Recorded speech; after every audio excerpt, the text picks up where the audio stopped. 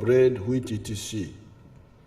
We do not believe in subsidizing consumption, such as subsidizing petrol for people to drive to nightclubs.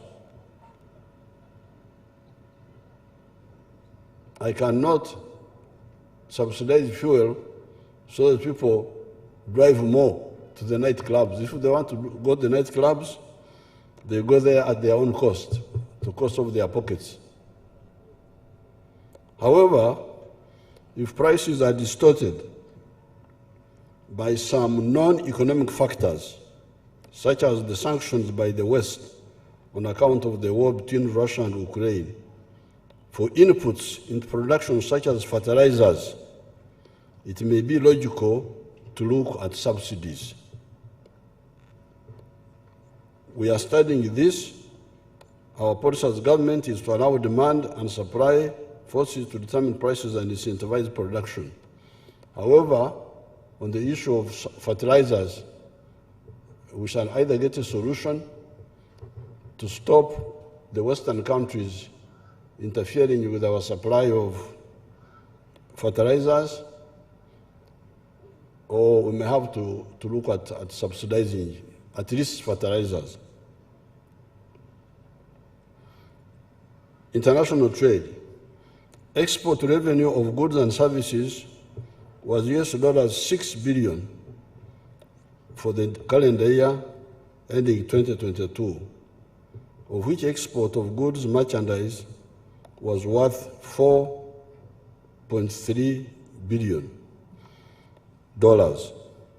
For the 12 months to February 2023, we have exported 5.7 million bags, US dollars 858.7 million. The fish we exported was $166 million. Beans, $132 million. Sugar, $146 million. Maize, $131 million. And industrial products worth US dollars $348.9 million. These were exported mainly to the regional markets. All this has been possible because of the NRM's efforts to grow and diversify the economy. Export of services was worth US dollars 1,776 million dollars, or $1.8 billion, of which tourism was US dollars 1,047 million. And this was equivalent to 59% of all the services export receipts. This shows the huge untapped potential in the tourism sector that the government is working in partnership with the private sector to harness. Regional integration efforts and promoting intra-African trade are taking root. Uganda now exports more to Africa than to the rest of the world, with 86% of our exports going to Africa in the 12 months to February 2023, and 57% to the East African countries. What we need to intensify as Africa is to build regional infrastructure to improve connectivity within the region and reduce trade transaction costs. This way, we shall be able to pull our populations out of poverty much faster, because we shall attract more investments. On foreign direct investment, Uganda's investment climate remained competitive in the region and globally. Because of this, investors willing to bring their money and invest here have increased. This is partly due to the stable and sound economic policies and the prevailing peace and security in the country.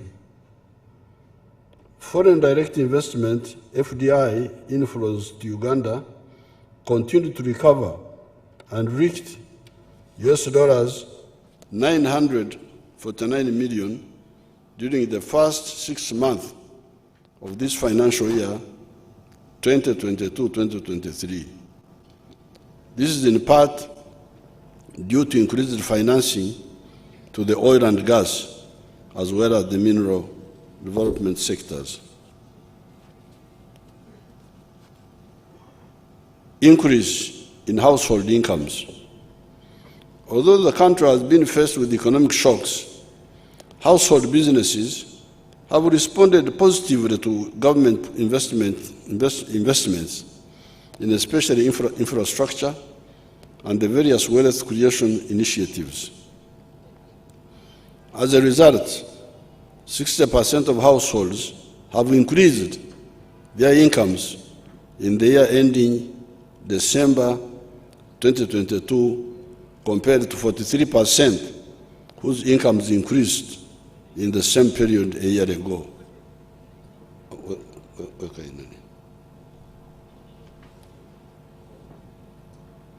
This means that the government's effort to create wealth at household level is taking root. This will be further enhanced by the parish development model and the Emyoga government initiatives. As prices stabilized toward the end of 2022 and incomes increased, access, the prices of fuel, sugar, maize flour, beans, cooking oil and eggs have all reduced since their peak between August and December of 2022. When the NRM took over in 1986, the economy depended on a few cash crops and more diversified. Some of the agricultural produce, which were only for consumption at home, such as maize, beans, matoke, bananas, fish, milk, etc., have become commercial, contributing to household incomes. Other crops that have joined the traditional cash crops include sunflower, from which we now make edible oil, palm oil trees, vanilla, avocado, oranges and mangoes, which are raw materials for the agro-processing factories. We now produce enough sugar. In fact, now we have what surplus which we are exporting to our neighbors. Steel products, cement, other building materials such as tiles at Kapek Industrial Park, mineral extraction and beneficiation, etc. We shall soon produce oil and gas, and the infrastructure development to enable this is currently under construction, including the East African crude pipeline,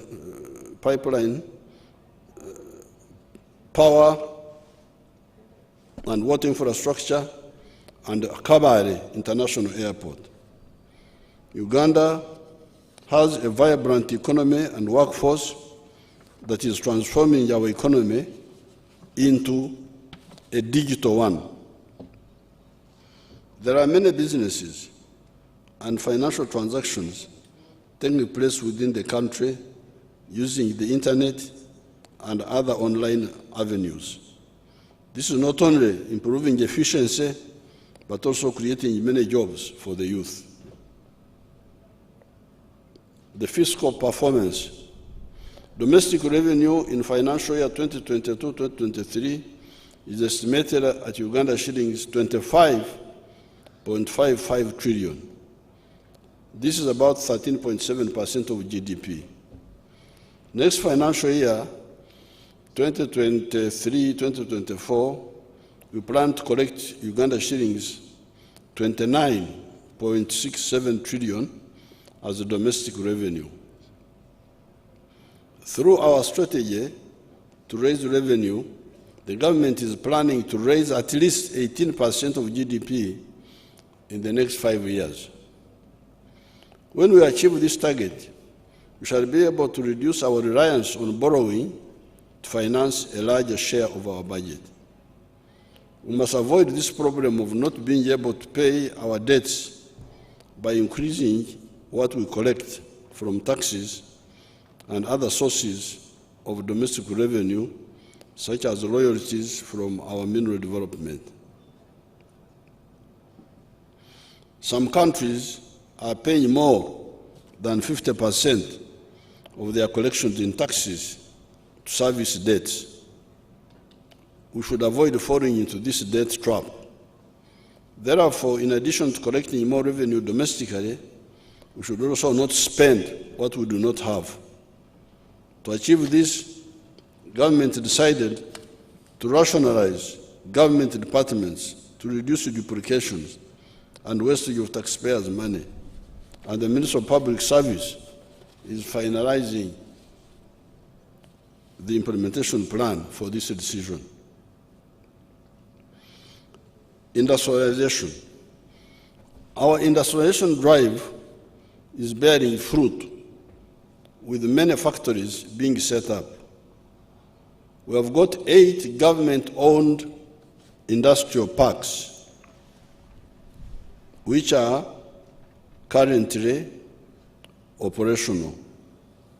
These include Kampala Industrial Park and Business Park at Namanve, with 125 companies operational, 144 companies under the construction stage, and 106 companies at the planning stage, giving a total of 375 factories or companies. Ruzira, with 11 companies operational. Boyogerere, with 8 companies. Soroti, with 2 companies operational and 5 companies at the construction stage.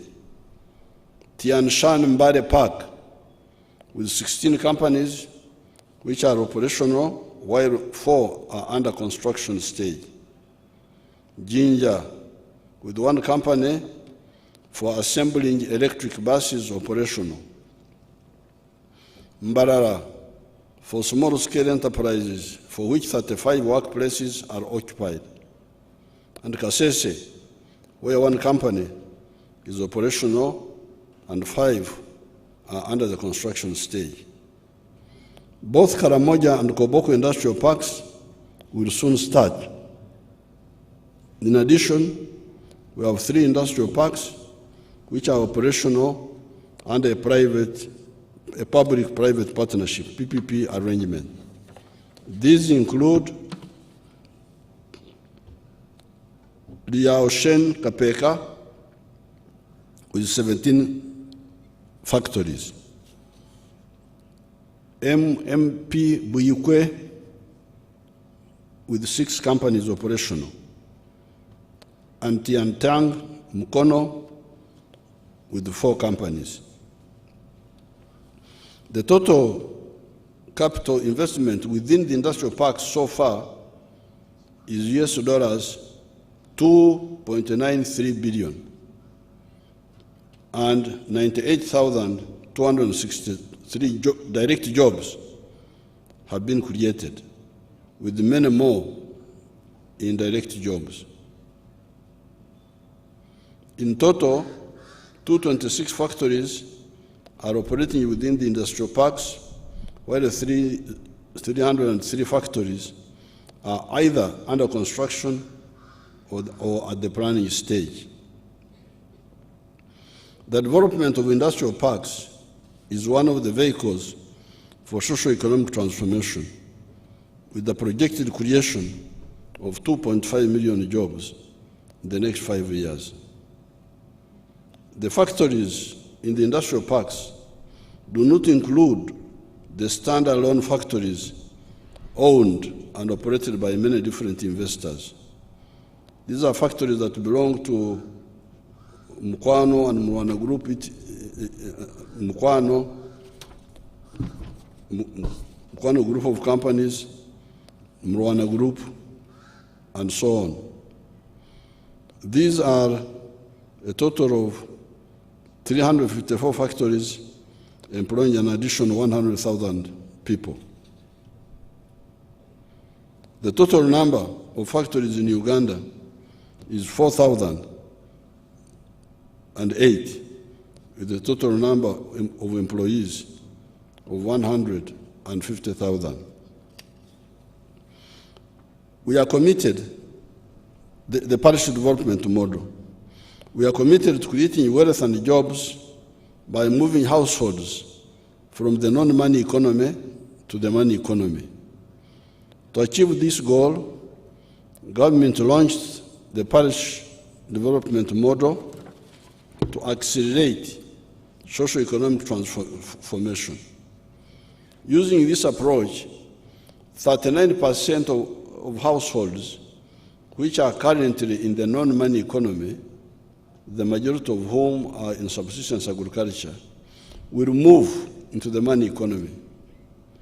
The parish development model will increase incomes, improve quality of life, and eradicate poverty at household level through modernization of agriculture, industrialization, improved services delivery, and using modern communication technologies.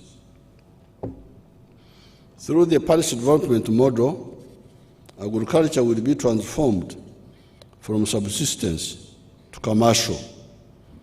This approach will organize and deliver public and private sector interventions for wealth creation and employment generation, using the parish as the economic unit for planning, budgeting, and service delivery.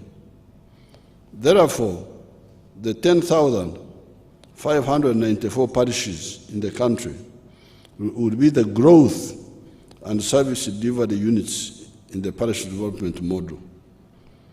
Government has committed Uganda shillings 1,059 billion this financial year for its rollout countrywide. So far, parishes which established circles have received Uganda shillings 50 million each, benefiting 906 circles and more than 21,000 individual beneficiaries.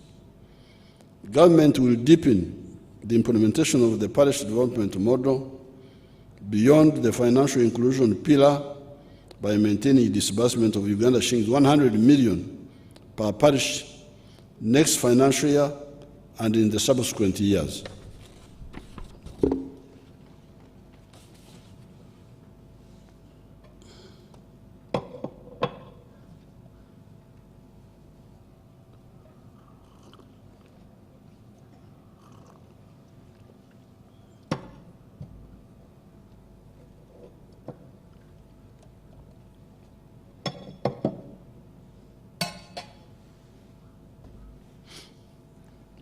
When I visited some parts of the country, I was told that some of the parish development model money has been given to people who are not eligible.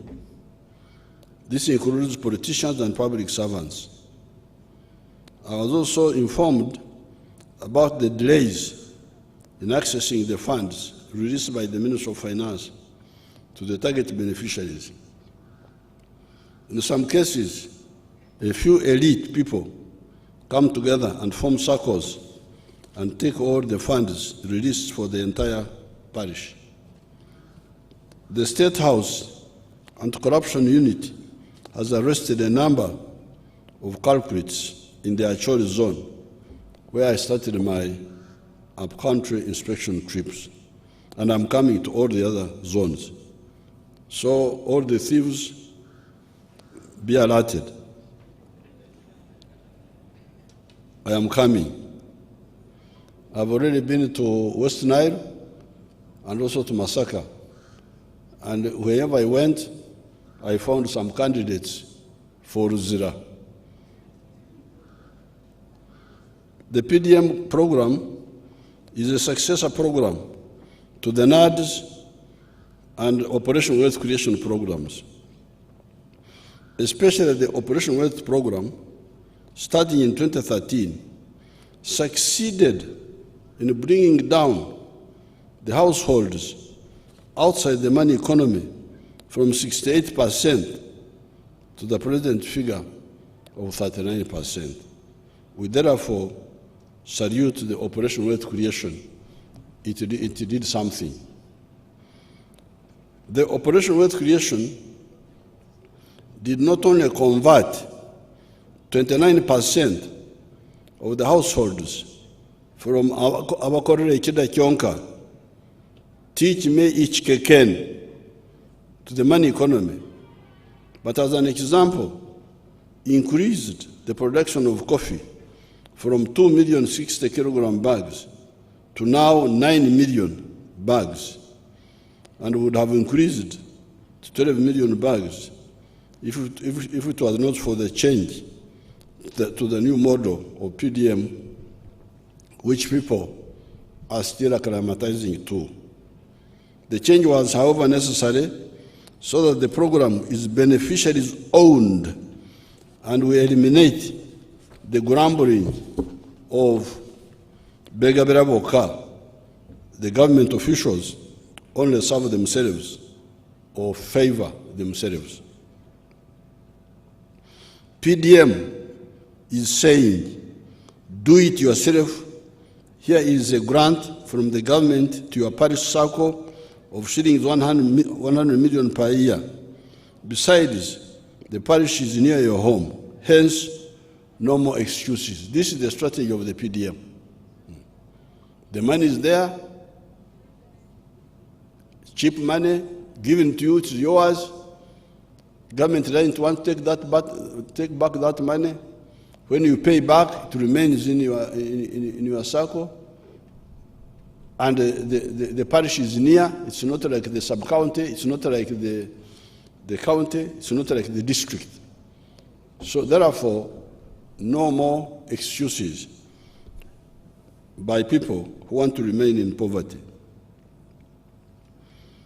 About 3 years ago, I launched a wealth and jobs creation initiative for those who found it difficult to access financing through banks and other lenders for non-agricultural enterprises. This initiative has been successful in mobilizing the youth and women in the informal sector into productive self-employment by increasing their skills, acquiring equipment, and accessing affordable capital.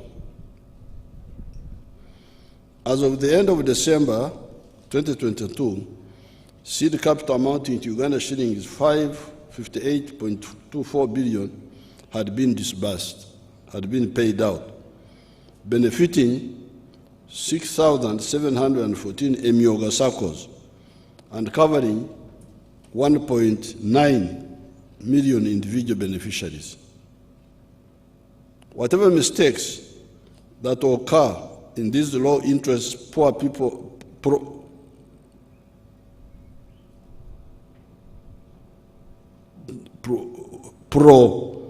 poor people funding efforts are correctable and are detectable. If you liaise with the public in your areas, like I've been doing with the public barazas in my recent trips up country. Agriculture sector as a whole contributed 24.1% of GDP. The sector grew by 4.4% in the financial year 2021-2022 as compared to 4.3% in the financial year 2020-2021. The value of agricultural exports registered a growth of 24% from US dollars 1,678 million in the financial year 2020-2021 to US dollars 4.5 million 60 kilogram bags in the year 2021-2022. This is on account of government interventions such as generation and distribution of improved coffee variety seedlings, increased use of water for irrigation, and promotion of use of fertilizers. The volume of exports increased of export of coffee from 6 million bags, 6.1 million bags in the financial year 2021 to 6.3 million bags in the next financial year. That was an increase of 3%.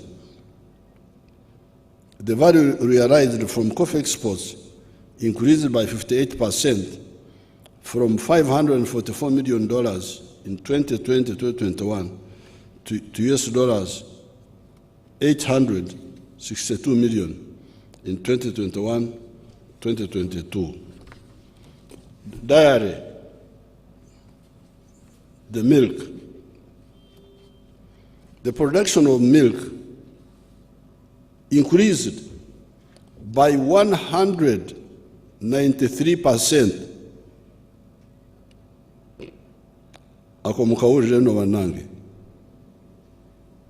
The production of milk increased by 193%. Not 10% like this one of finance. Finance is 6%, 5%. There's a percentage that Ministry of Finance. Aye Yange, aye BFA. Here, milk grew by 193%.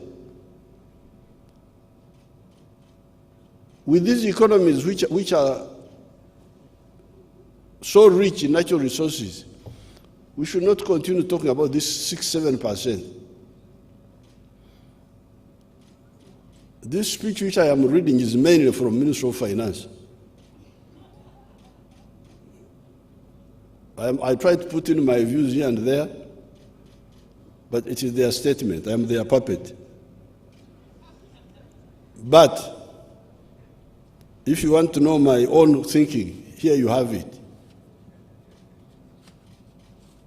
Unfortunately, this is a sector where I am involved directly. I don't need finance. I don't need anybody. As long as there's peace in Uganda, we grow the economy. So, the milk sector grew by 193%.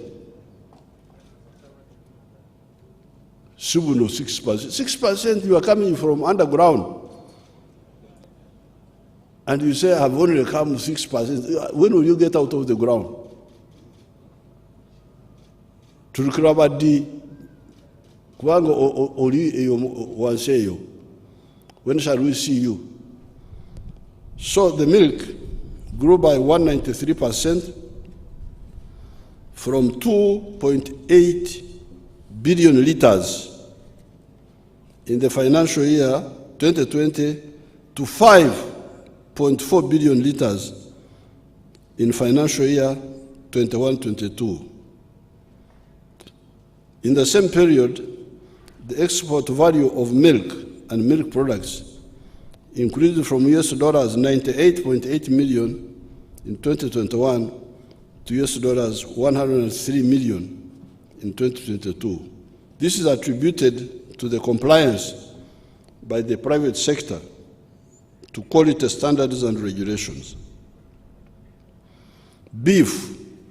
The production of beef increased from 228,000 in financial year 2020-2021 to 230,000 in the financial year 21-22.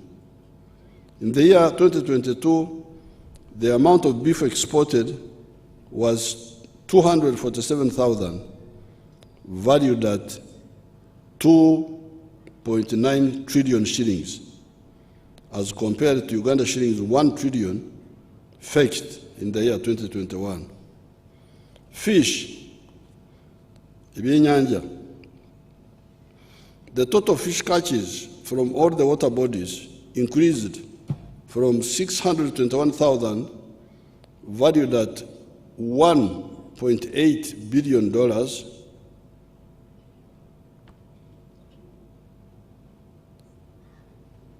this figure here, my people, 1.8,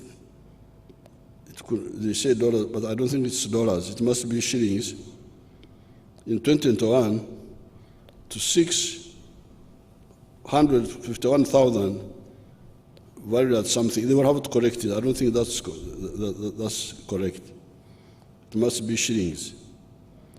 The availability of raw materials of fish sustained operations of the 12 fish processing factories.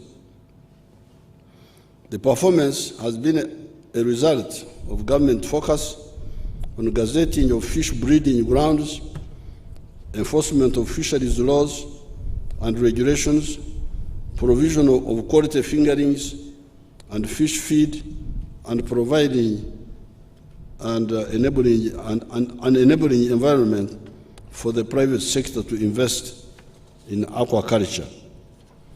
The value of fish and fish products exported increased by 27.7% from US dollars. This one sounds more correct. From US dollars 148 million in financial year 2021 to US dollars 156 million in financial year 2021-2022. Provision of quality agricultural inputs.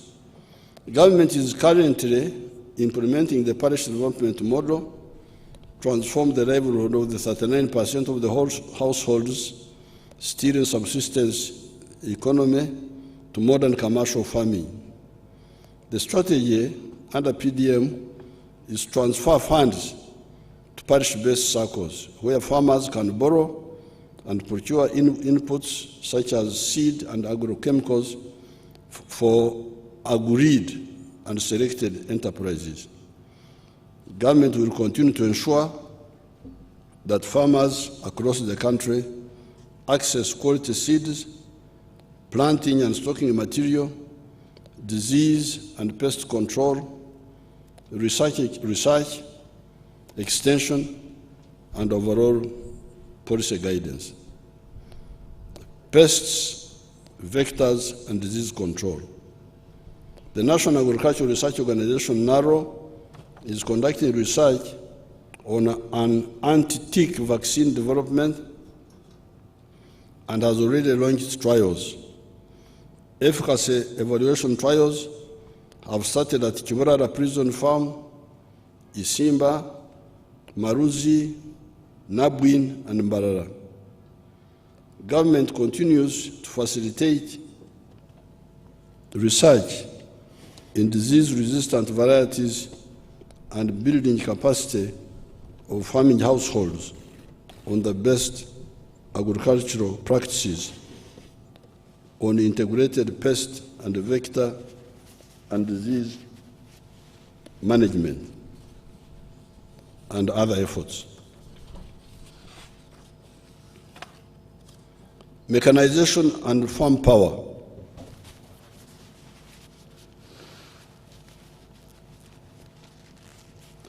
Mechanization is critical to commercialization of agriculture.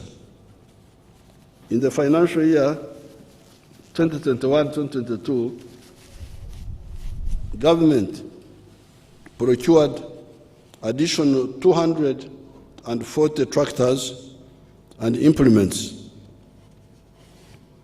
bringing the total number of tractors procured by government to 655. Government also procured 740 units single-axis low-powered walking tractors with all accessories to support farmers to open more farmland for cultivation. These machines also support value addition, irrigation, and transportation of produce. Water and environment.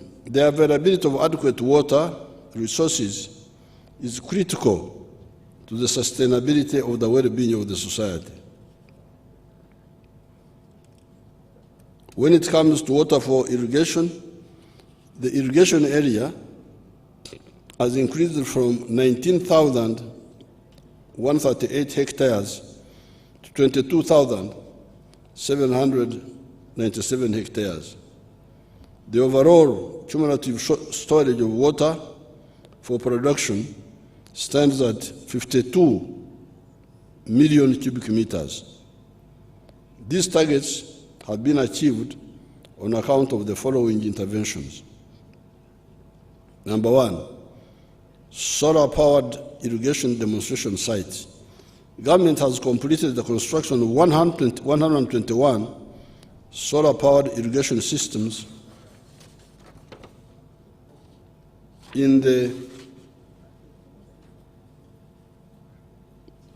on individual farms, creating water storage capacity of 206 million liters, serving 42,000 livestock. The government strategy is to increase safe water supply coverage for both rural and urban areas. This is for human beings. The current safe water coverage in rural areas is estimated at 70%, while the urban water access is at 72%.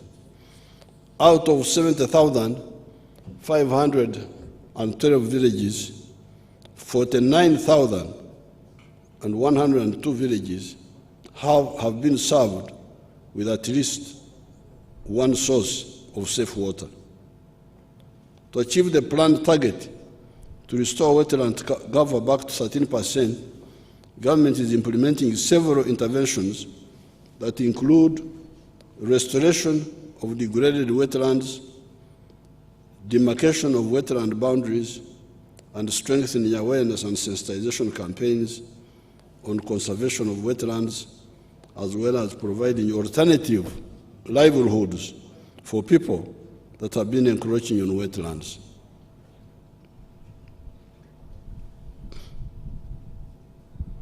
I was talking with the MPs from Bukedi and from Busoga when we were in Chankwanzi, and they were telling me that, oh, our people have been in the wetlands for a long time. Then I said, okay, they've been growing rice. So I said, how rich are they now? Because they have been destroying the wetlands, growing rice. But how well are they doing? The MP from Bukedi said, Bukedi is the second poorest after Karamoja. And then Busoga was following. So the question is, if being in the wetlands is good, why is poverty so serious? I will get time and I come and we'll really discuss this issue with the people themselves. You are destroying the wetland, the water of the country, and you remain poor. So what do we do? Temura wao wanangi.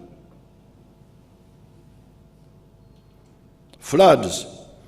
Floods have over the last 3 weeks been experienced in River Katonga and River Ruizi catchment areas, resulting in destruction of infrastructure and property such as roads, bridges, people's houses, disruptions to transportation of even death, as reported around River Ruizi in Mbarara.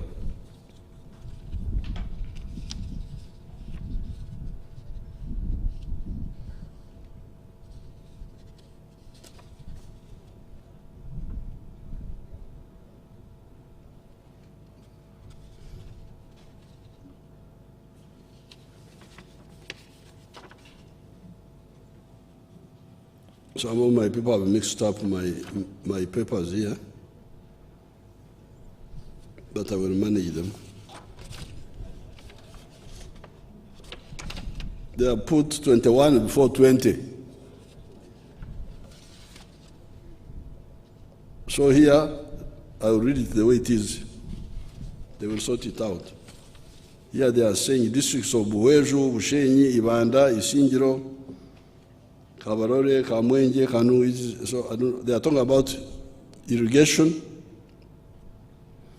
As a result, 2,373 acres have been added to the area under irrigation, enabling 14,961 farmers to produce cabbages, tomatoes, apples, onions, pineapples, watermelons, green pepper, etc. They are still talking about irrigation. The following medium-scale irrigation schemes have been completed. Ngenge, 880 hectares. You the MPs, you know, these people may say completed when it is not completed. So this is an opportunity for you to help them. They say, Ngenge, you are now very all right. Ngenge in Sebe, 880 hectares, irrigated. Ruengaju, 116 hectares. Tochi, 500 hectares. Mobukutu, 480 hectares. Dohotu, 1,000 hectares. Olweny, 600 hectares, and so on. Then they talk of communal valley tanks. Government has constructed 44 communal valley tanks in Nabiratuk, Kotido, Amdat, Kabong, Karenga, Soroti, Butebu, etc.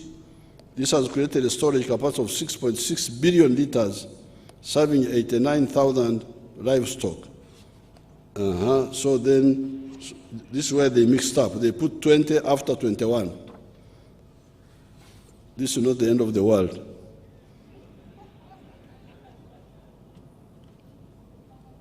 Ekitata muyima. For Waganda to net the Garadians, you know. Our Gambian and Castro, over and over. And so this is going up to. So this will put my 21 before 20. But somehow you can combine the. There has been major disruptions to transportation arising from the damage of Katonga Bridge, which was washed away by floods. The floods also led to the eroding of wetland vegetation and gardens in the upstream parts of the catchment. This flooding was caused by a dam breach along the 4-kilometer stretch of the Kalungu-Gomba Road in Bugomara village, Ruabenge sub-county in Kalungu district. The water had progressively built up on one side of the road due to blocked culverts, creating a damming effect. This created a massive force beyond the capacity of the road, creating a dam breach which led to a sudden release of a large volume of water that moved downstream the Katonga River. As the flood wave moved downstream, it moved with a lot of papyrus and gardens, causing significant damage to infrastructure. The interventions to address the problem of floods involve protection of water catchments and the general environment so that they perform their function of storing and releasing water safely even when there is increased rainfall.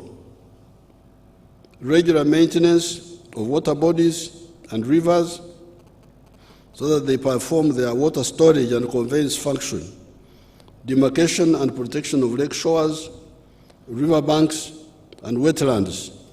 To limit encroachment by settlements, construction of water storage facilities, agricultural activities, and other development, and strengthening of the early warning systems and the enforcement of the water and environmental laws at all levels. People who damage the environment do so at their own risk. Have we not seen enough examples? Nantabulirwa yasabana na bwabumba. That's what we say in our language here. The one who does not listen to advice insisted on using a clay boat on the lake and drowned in the lake. Somebody created a boat from clay, and people told him that clay cannot make a boat. Don't do it. He couldn't listen. He made a clay boat, he put it in the lake and drowned there. And that's how our people here in Uganda got a proverb that Nantabulirwa yasabana na bwabumba. So the people will tell people, please, in the book of Genesis, this is now not mine. The other one was mine, but this one now. In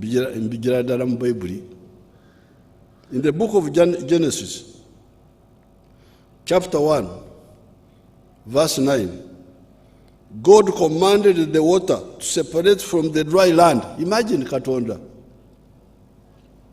In the book of Genesis, it says, let water and dry land separate.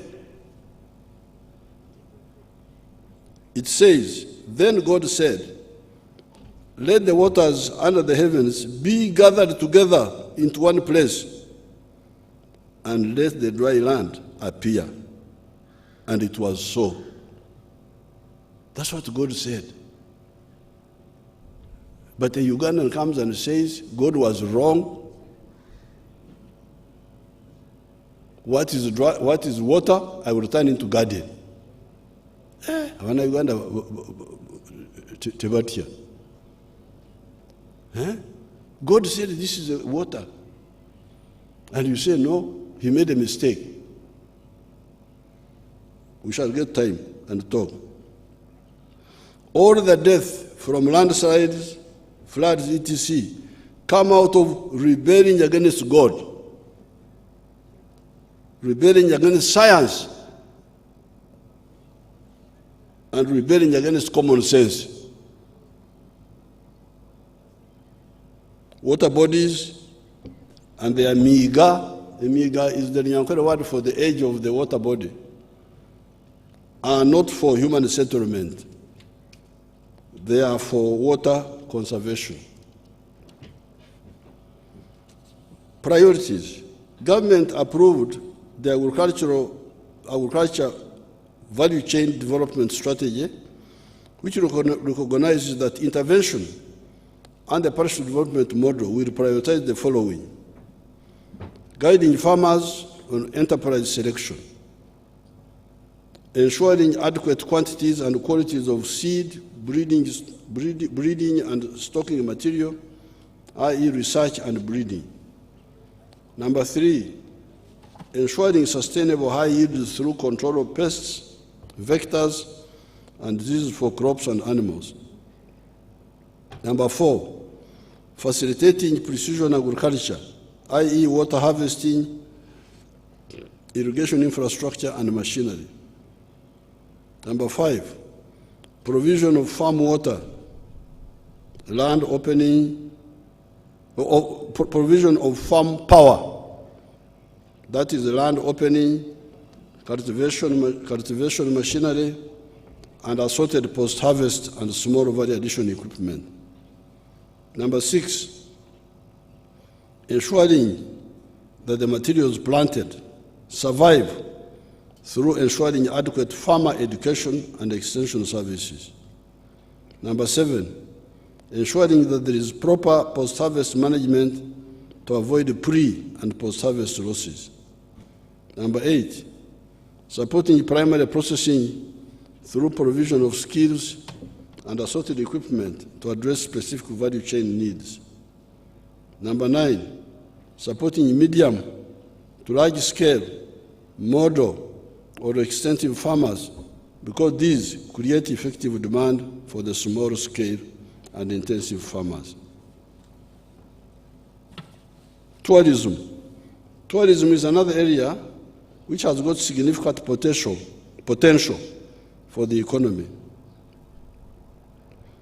We have the best tourism sites, including our national parks of Chidepo, Maxon Falls, Queen Elizabeth, Lake Mburo, Elgon, Rwenzori, Chibale Forest, Bunyonyi, and many game reserves across the country. Uganda's tourism sites rank highly in international media outlets and global tourism agencies.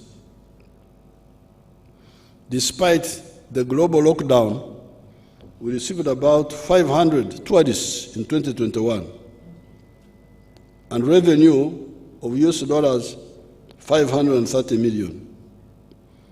The number of tourists coming here has recovered since the lifting of the COVID-19 lockdowns to 814,000 by December 2022 and earned us US dollars 1 billion in the calendar year 2022. To harness the tourism potential further, government is undertaking the following interventions in the tourism sector: ensuring security of the country and tourism sites. 2, construction of tarmac roads from Kitgum to Kidepo, 116 kilometers, Lake Bunyonyi, Kisoro, Mugahinga, 74 kilometers, Karenga, Kapedo, Kabong, 70 kilometers, Kisoro, Rubuguri, Muko, 65, which are soon starting, these roads. Wildlife conservation, especially of Mugahinga, Lake Mburo, Semuliki, Chibale, Maxon, Chidepo, Katonga, Toro Semuliki, and Queen Elizabeth. 4, preventing the conflict between wildlife and human activities. 5, enhancing digital destination marketing using modern ICT online technologies. And 6, strengthening enforcement and adherence to tourism standards through a strict licensing regime for service providers in the sector. Achievements. Tourism directly employs a total of 1.5 million people in Uganda along the entire tourism value chain and contributes 6.7% of the country's GDP. In the year 2022, Uganda's national parks hosted 367,000 visitors, surpassing the pre-COVID-19 levels of 323,000 visitors recorded in the year 2019. 63% of these were domestic tourists. So you, the Ugandans, you are getting richer. The middle class are now visiting our national parks. I congratulate you. Mukuriko bwavu. Ate namwe mweyegaleko.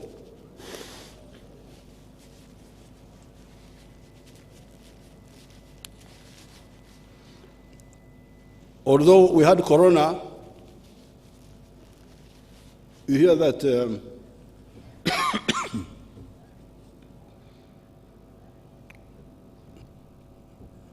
although we had corona, you see, that's why we need the rubrication.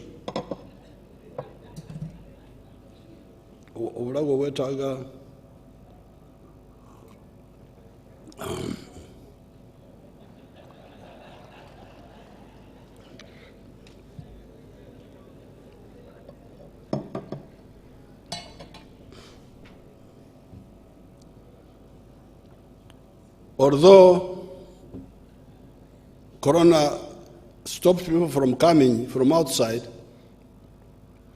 but the figure here is showing that arrivals into the national park went up. And the main reason was because of the Ugandans who are going to the national parks, which means the Ugandans now have some, yes. In the year, Uganda's national, the year 2022, Uganda's national parks hosted 367,000 something, instead of 323,000. Why? And this is in spite of Corona. Why? Because many of the 63% were the rich Ugandans who were moving around the country even during the Corona time. The international visitor arrivals increased to 815,000 in 2022, up from 473,000 in the year 2020 during the COVID-19 pandemic. Although there is recovery, the performance is still lower than the 1.5 million tourists recorded in 2019. Full recovery is expected in the year 2025.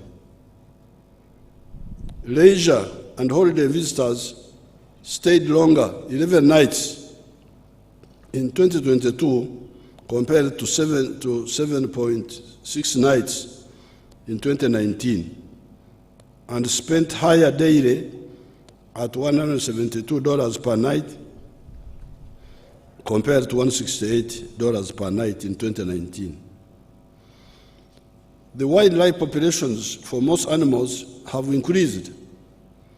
For example, the number of elephants increased from 5,700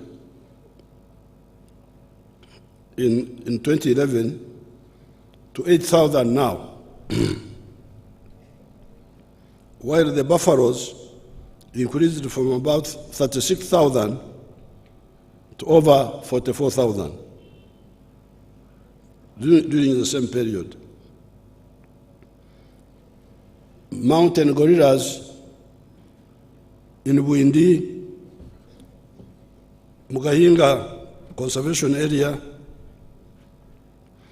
have steadily increased over time from just 200 in the 1990s to about 459 now.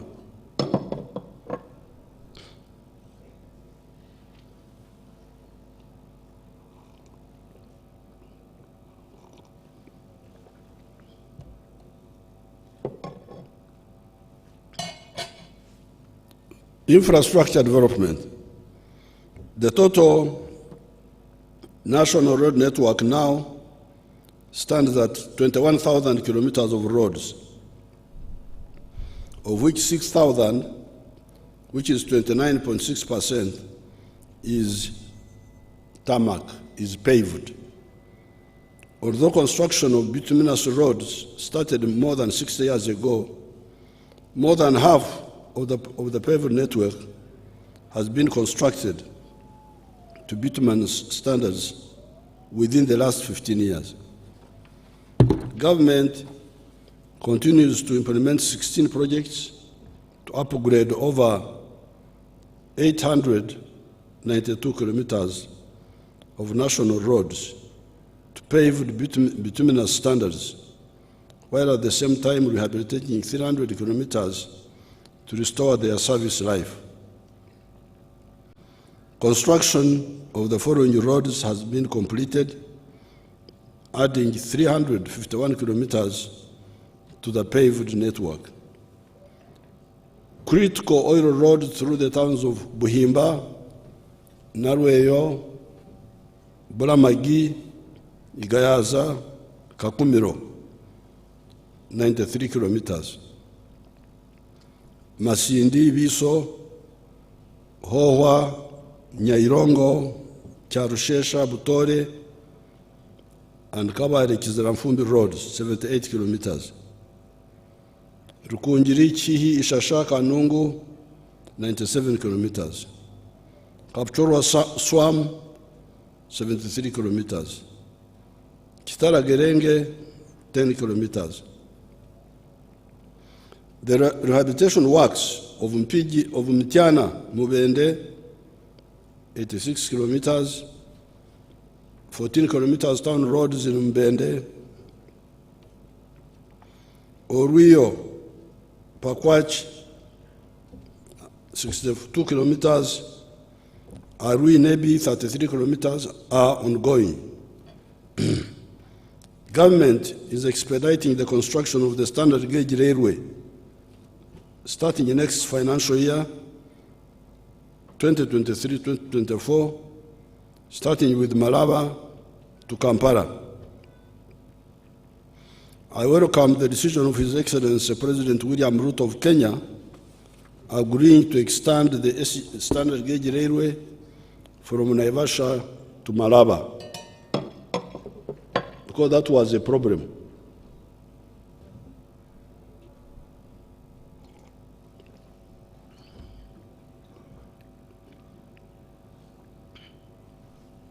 In the meantime, the rehabilitation of the Kololo to Gulu meter gauge railway and Kampala meter gauge railway are underway.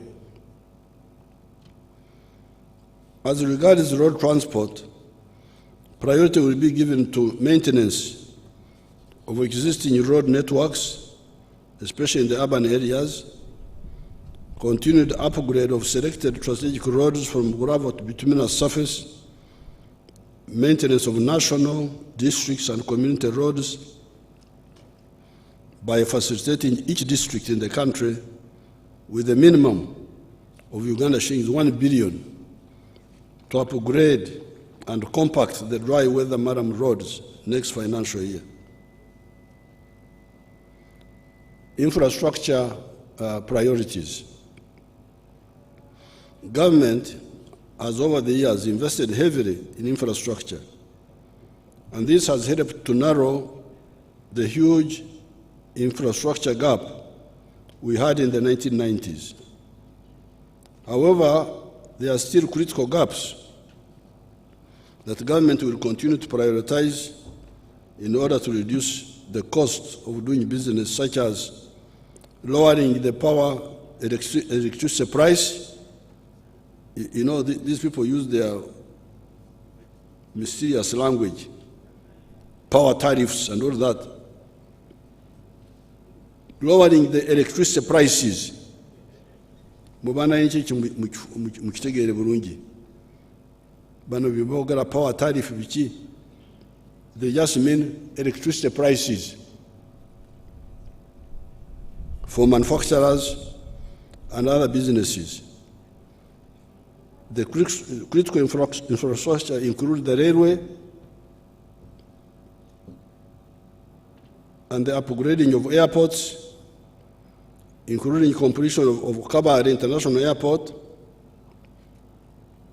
which is at 91% completion, and the Entebbe International Airport, which is at 71% completion. Development of new ports on our lakes, and completing the heavy investment in the energy infrastructure, e.g. Karuma Dam and associated transmission lines. We also need to build new airports near the tourism destinations, such as Kidepo, Bwindi, Kasese, etc. Tourists, the rich people, don't have time to come, land at Entebbe, drive for 700 kilometers to Kidepo. No, they don't have time. We need to build airports for the rich foreigners to land near the national park, see the animals, and he goes away. But those airports, of course, also help with security. Like now with operations, night operations in Karamoja, we fly from very far, from Nakasongora, from all those places. It's better to have an airport within a good airport which can operate by day and by night in those areas.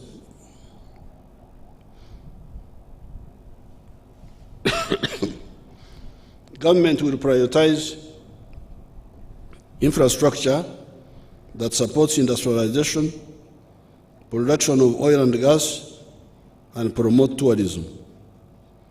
These include industrial parks, electricity power substations, extending and upgrading electricity transmission lines, water for industrial use, and ICT infrastructure. Energy. The total electricity generation capacity is now 1,346 megawatts. This is from 60 megawatts in 1986. This will increase to 1,800 megawatts once Karuma is commissioned this year. This means, therefore, that the construction of the transmission lines to evacuate this power must be completed without further delays. These lines include Karuma, Kawanda, 400 kV, Karuma Oruyo, 400 kV, Karuma Lira, 132 kV, and Kole, Gulu, Nebi, Arua. They didn't put the strength here. I think it is 132 kV. The demand for electricity is increasing by 15% per year. Although these figures of finance, these figures are Kasowo. My figures, you had my figures of the milk, 193%. But what 15%? Anyway, we are talking with finance. I think we shall eventually agree. They are beginning to wake up. Because they are the ones who wrote this.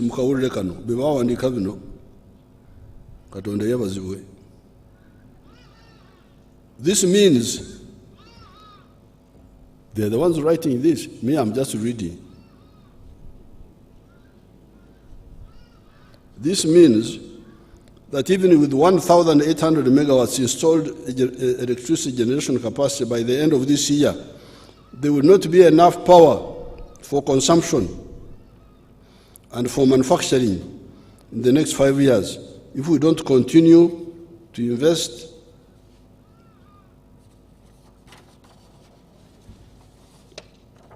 in a generation. Katonda yabaziwe. When you hear finance talking like that, then you know that Katonda yenyigidemu. Kubanga Abafrika bamanyira obwavu, tebagala abatawanya kuva mu bwavu. Given the many manufacturing factories that are being established in Uganda, we shall need to both increase and diversify our energy sources, including nuclear energy, to supplement our other sources such as hydro, solar, and thermal power. Nuclear energy is expected to add another 2,000 megawatts to the national grid by 2036. However, by 1940, we must ensure the generation of 52,000 megawatts from all sources. I'm glad they have now put it here. Because I had a big discussion with these wonderful people. You know, our brothers in South Africa,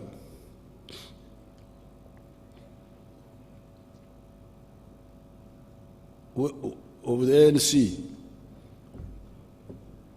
when they came in, the whites, those people who were fighting, were generating 36,000 megawatts of electricity. This was 1994. South Africa was already generating 36,000 megawatts. Now here my people are talking of 1,800. And they are talking about it as a big thing. They are very happy to talk about it. They are not embarrassed.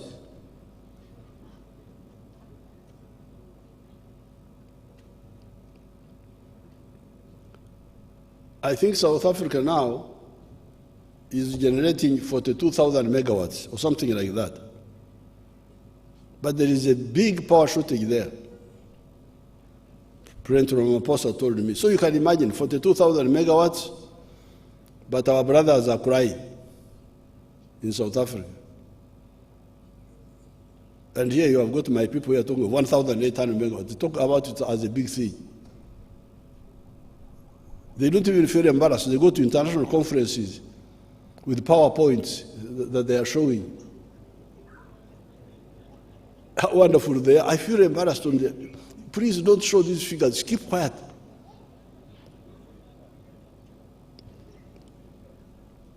But now, they have committed themselves. Because the problem is not money. The problem is vision. If we have got a vision, we shall get the money,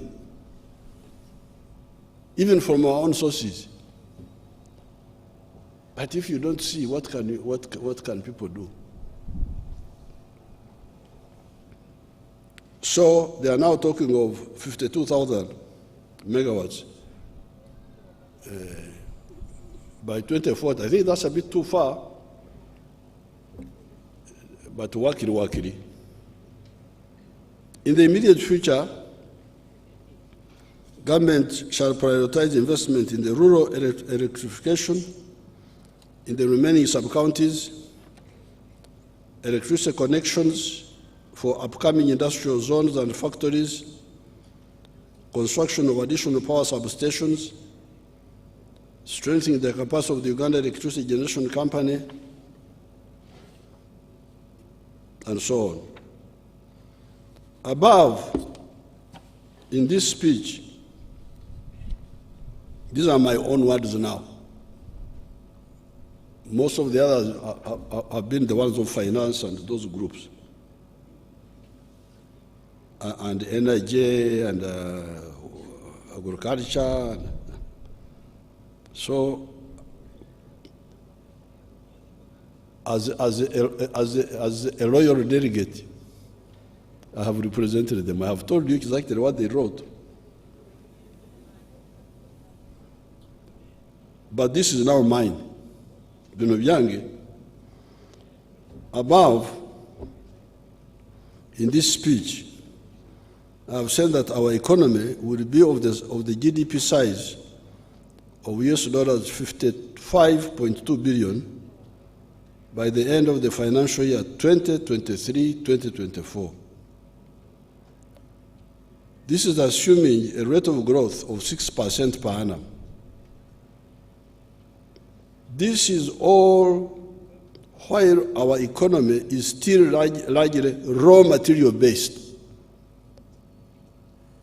This is the problem I have with finance. And all those wonderful people, agriculture, what? All these plans, 6% rate of growth, this one, they are all assuming we remain a raw materials producing country, which I don't accept. This is assuming a rate of growth of 6% per annum. This is all while our economy is still largely raw materials based. Coffee is a good example. 99% of our coffee is exported as unprocessed coffee,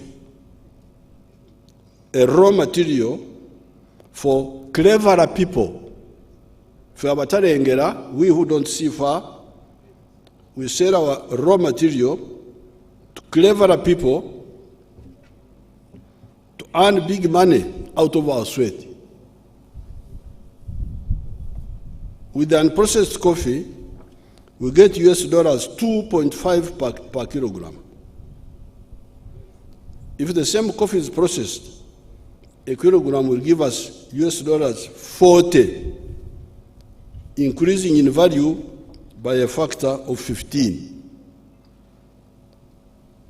If this logic of value addition is extended across the entire spectrum of our raw materials, our economy will expand by at least a factor of 10. It will expand from US dollars 55 billion to US dollars 550 billion in the short term. Why? Why do I say this? It is because, apart from the said raw materials that are already in place, all the other factors are there. These are an educated workforce, electricity, a better road network, the railway we are about to start building, and the old line we are repairing, piped water, telephone lines, the internet, etc. Is this not what countries like South Korea, that did not even have the same raw material base like we have, did? You check the history of South Korea. What was the GDP of South Korea in 1961? Go back, because you have got internet. Go back. What was the GDP of South Korea in 1961? What is it now? The answers are 1961, the GDP of South Korea was $2.42 billion.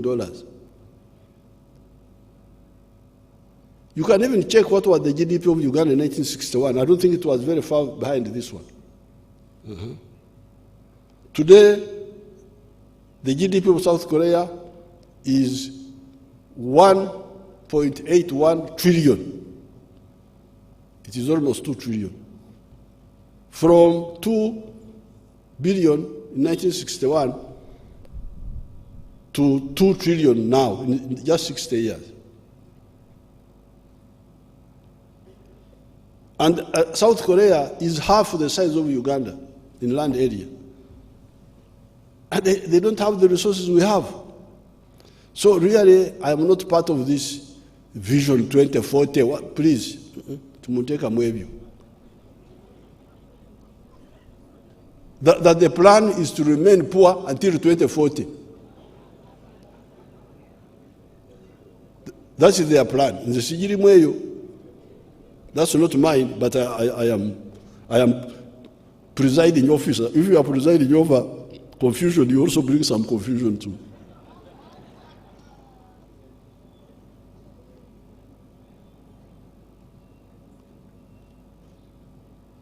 Let us add value to all these raw materials.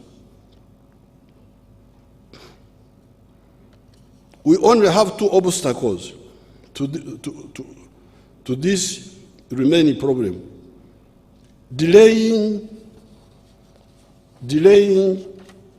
and tossing up and down investors. This delaying and tossing up down investors. One day, our late Prime Minister Museveni, who was sitting in one of those rooms, I was sitting here, Museveni was sitting there. There was a rich man, I've forgotten his name, from America, a white man, whose company has got wealth bigger than the GDP of the whole of East Africa. So I was trying to convince this man to come here. And Museveni said, "You write to me," that this man writes to him. I told Museveni in Uganda, "Uyo musajja tasobola kuwandikira gwe."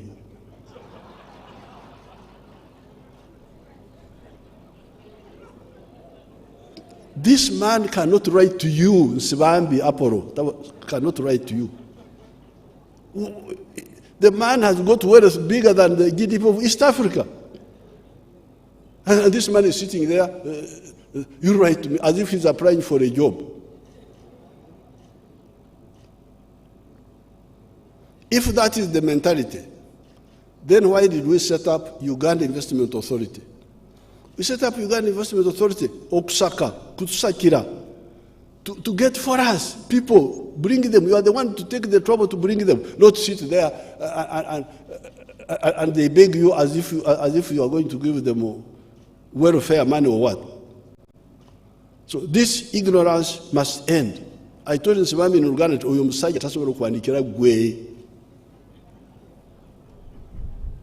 you just overestimate yourselves.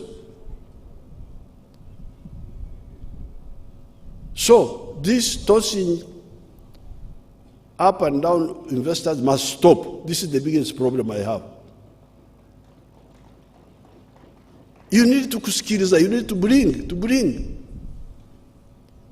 That's number one. And corruption by some decision makers. Corruption. They want to get money from these investors. Can you imagine?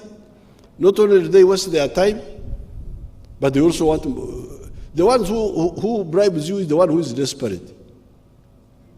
But the real credible investors will not waste time with you. You delay him, he doesn't even come back.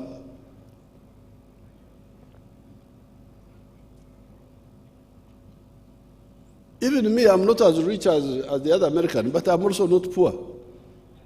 You can't waste my time with my cows. I just say, okay, I just go back to my cows. I have no time to waste with people who are not serious. So the two problems which are a blockage, because now we have the educated population, our children are educated, electricity is now there, the roads are there, security is there, the raw materials are there, the production is there of raw materials. The problem is value addition. What is blocking the transformation from raw materials to final products? Mishandling investors, wasting their time, and corruption. Let us crush these two evils, these two remaining evils, and the sky is the limit. In Kyankwanzi, I shared with our MPs the social metamorphosis that takes place when societies undergo modernization. If you can check on all the modernized countries, we will find two phenomena.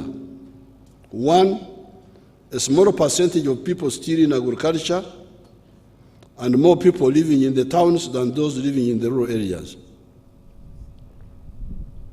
So when we come, I really feel sorry for Africa. You see all these big leaders, this one, and we had them in the 1960s. We had our leaders here. But many of them were not able to tell our people the future. Where do we need to go? But let us just take the example of agriculture. Here below are the figures. In the USA, the percentage of people in agriculture is 1.3%. 1.3%. United States is the land of 3 million square miles, population 320 million. Only 1.3% are in agriculture.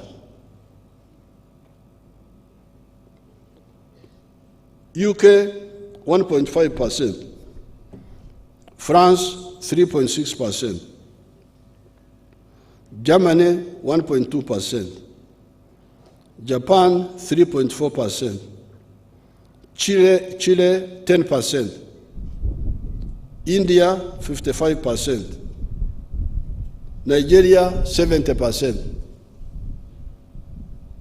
Burundi 80%, Uganda 70%. So having more people in agriculture is a sign of backwardness. If you are looking for characteristics of backwardness, one of the characteristics is having more people in agriculture than in the other sectors. And secondly, having more people living in the rural areas than living in the towns. Therefore, the quadritia, these are my words, they are not for the other group, because they give me that power that I'm the one to read the speech. So I read theirs, but also mine. Therefore, the quadritia efforts we are currently involved in, the four layers of efforts, are in order to enable Uganda to achieve this metamorphosis. I was telling one of the MPs asked me a question which helped me to remember. We must have these three levels of efforts. Tier 1, involve all adult Ugandans into the money economy with the Chibaro through the PDM, Emyoga, etc. All Ugandans must be involved in the money economy. The 39% must join in. Sare helped us with 29%, but we now need to remove the other 39, or to join the money economy through PDM and Emyoga. Tier 2, add value to all the raw materials that do not have to be consumed fresh, so that we create more jobs and get more money for our sweat. Tier 3, build a knowledge-based economy using advanced scientific knowledge such as the technology of automobiles, therapeutics, etc. Chira, you the MPs, we need to support Chira so that they get moving. Instead of having only the economy of coffee and tea and tobacco and marakwang and I don't know what.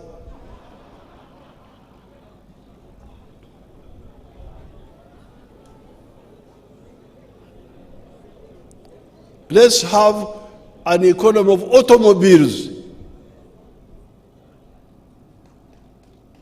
Why do we have to beg? Why can't you have automobiles as part of your economy? Struggling with Chira Motors, the scientists have made the vehicle, but the people who have money to support them don't support them. We are struggling, begging.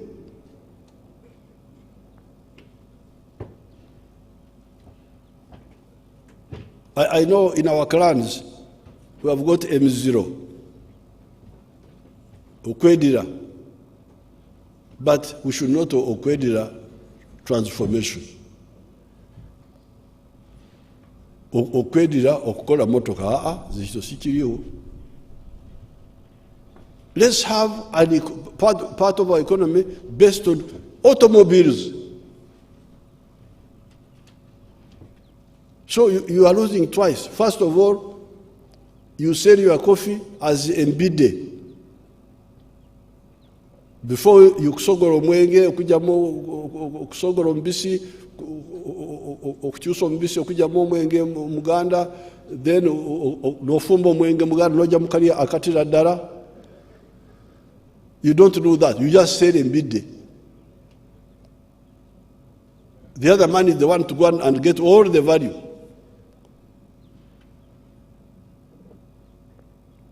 But now add new economies which your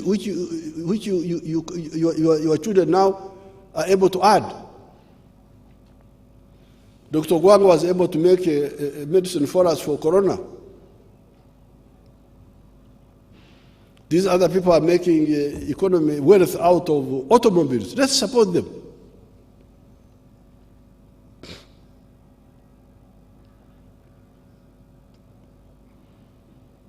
And Tier 4, expand and modernize the services sector.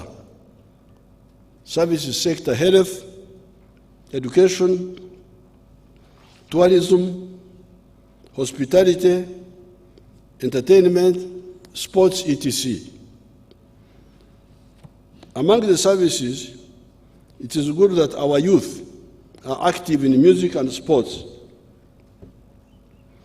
In music, we have been assisting some groups and individuals to build recording capacity in the country. General Saleh has been coordinating with the musical groups. Capital and equipment will be provided to our talented groups. At the local level, in the countryside, artists are one of the 18 myogas.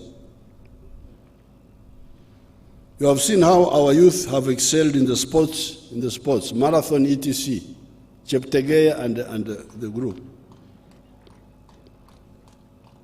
Since 1986, we have been struggling with the economic recovery, expansion, diversification, and transformation. The talented sports youth have come up because of these general improvements.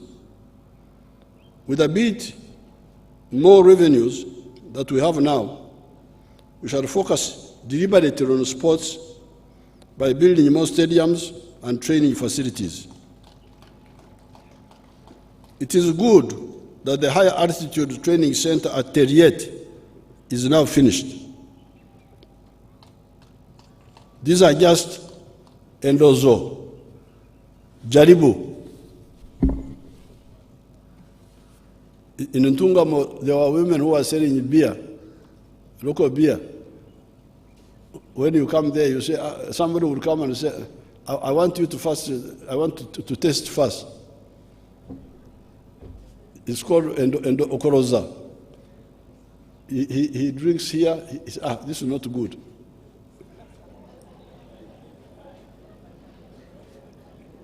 Goes on like that. By the time he has finished 6 Okoroza, he's drunk and he doesn't buy.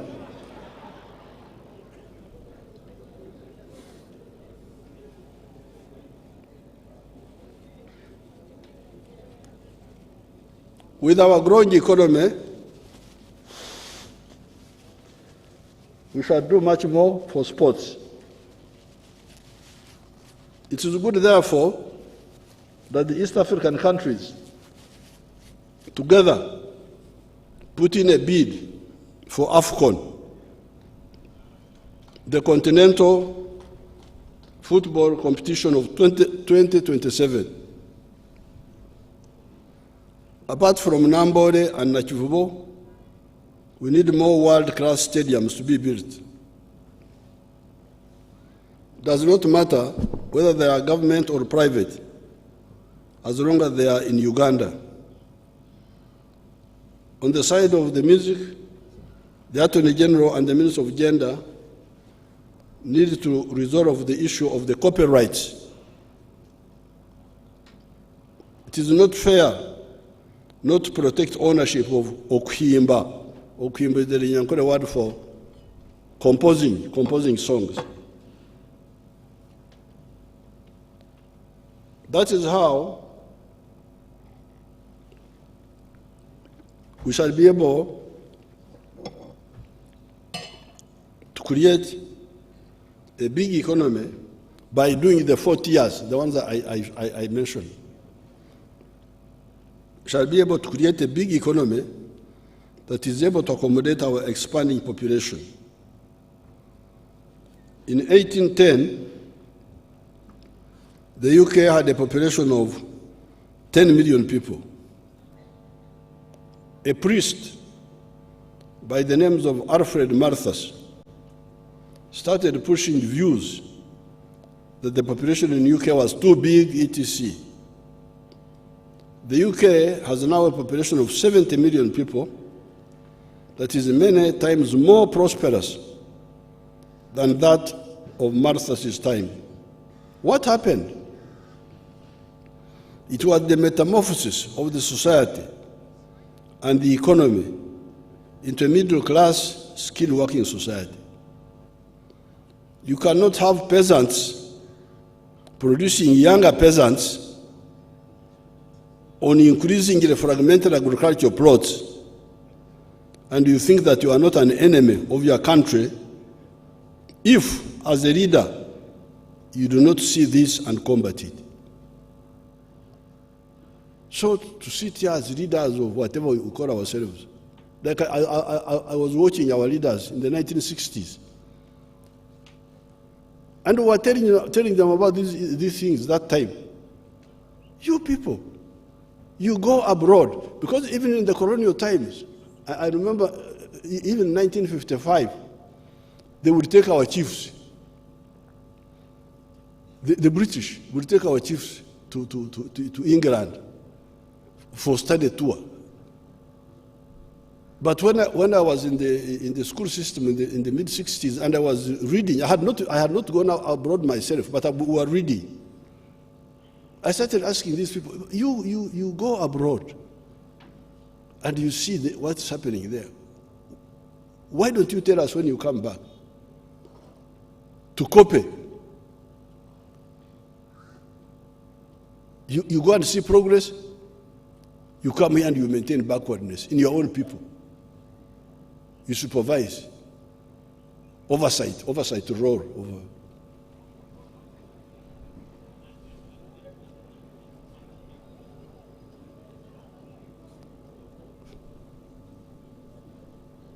You are oversighting backwardness. And you have no problem with that. God will not like it. In the cattle corridor, you were there the other day, you the MPs, you were there in the cattle corridor. You saw in Ngoma, people have nice houses. And income, even when the infrastructure is not there. You saw the road from very bad. The road is not good, but the people have income.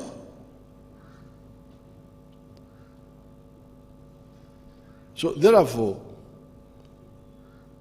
every leader who is calling himself a leader, even these religious leaders, the cultural leaders like these who are here, please, if you don't see the importance of metamorphosis is a biological process in insects. Insect starts as an egg, the egg hatches and it becomes a caterpillar. Caterpillar changes and it becomes a pupa. Then it becomes a mature butterfly. It's called in biology metamorphosis. That's the same with society. We must be clear that we work for social metamorphosis of African societies, because that's where the problem is.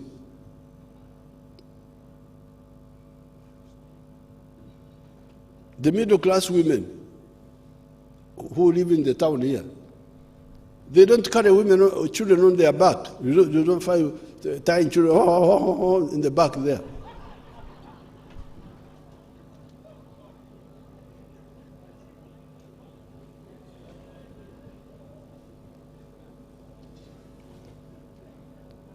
Mama Janet here has never carried children on her back. Even when we were in exile, we were pushing our children in these small wheelbarrows.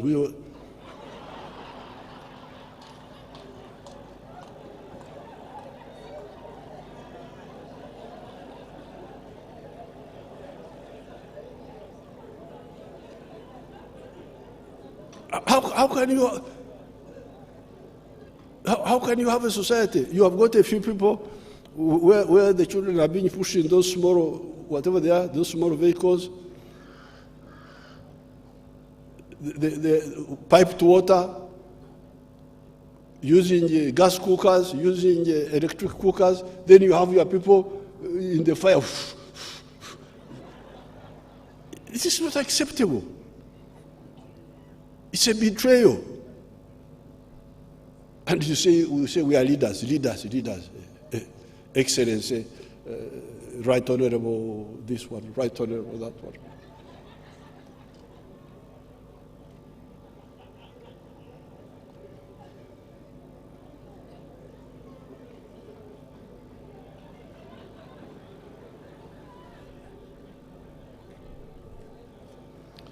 You cannot have peasants producing younger peasants on increasingly fragmented agricultural plots, and you think that you are not an enemy of your country if, as a leader, you do not see this and combat it. We should not be leaders into futurelessness to our people. You can see in Latin America people are running away. From Latin America, they walk on foot to go to America. And yet Latin America is one of the richest parts of the world in terms of natural resources. But the problem is the leadership. In the US, they had leaders who could think about how to transform their country. What stimuli in South America, busy with other things. Africa should not be like that.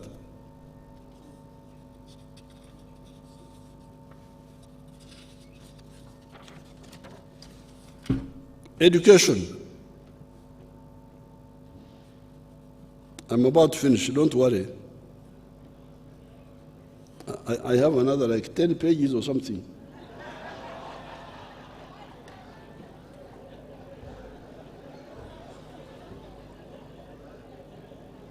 Because you are the ones who invited me.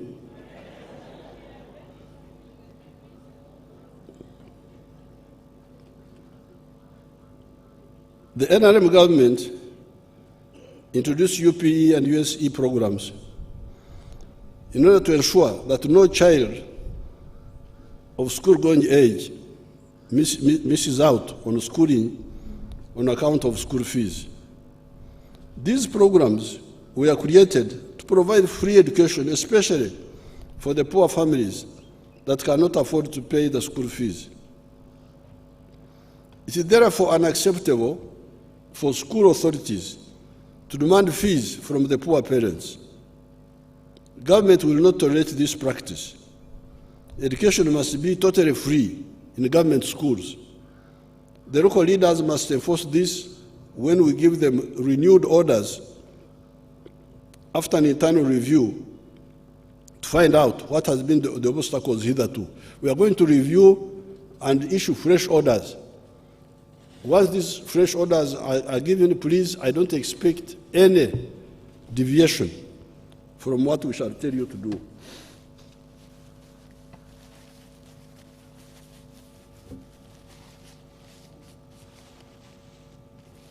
The literacy rate is currently 76%, while overall school enrollment is at 85%.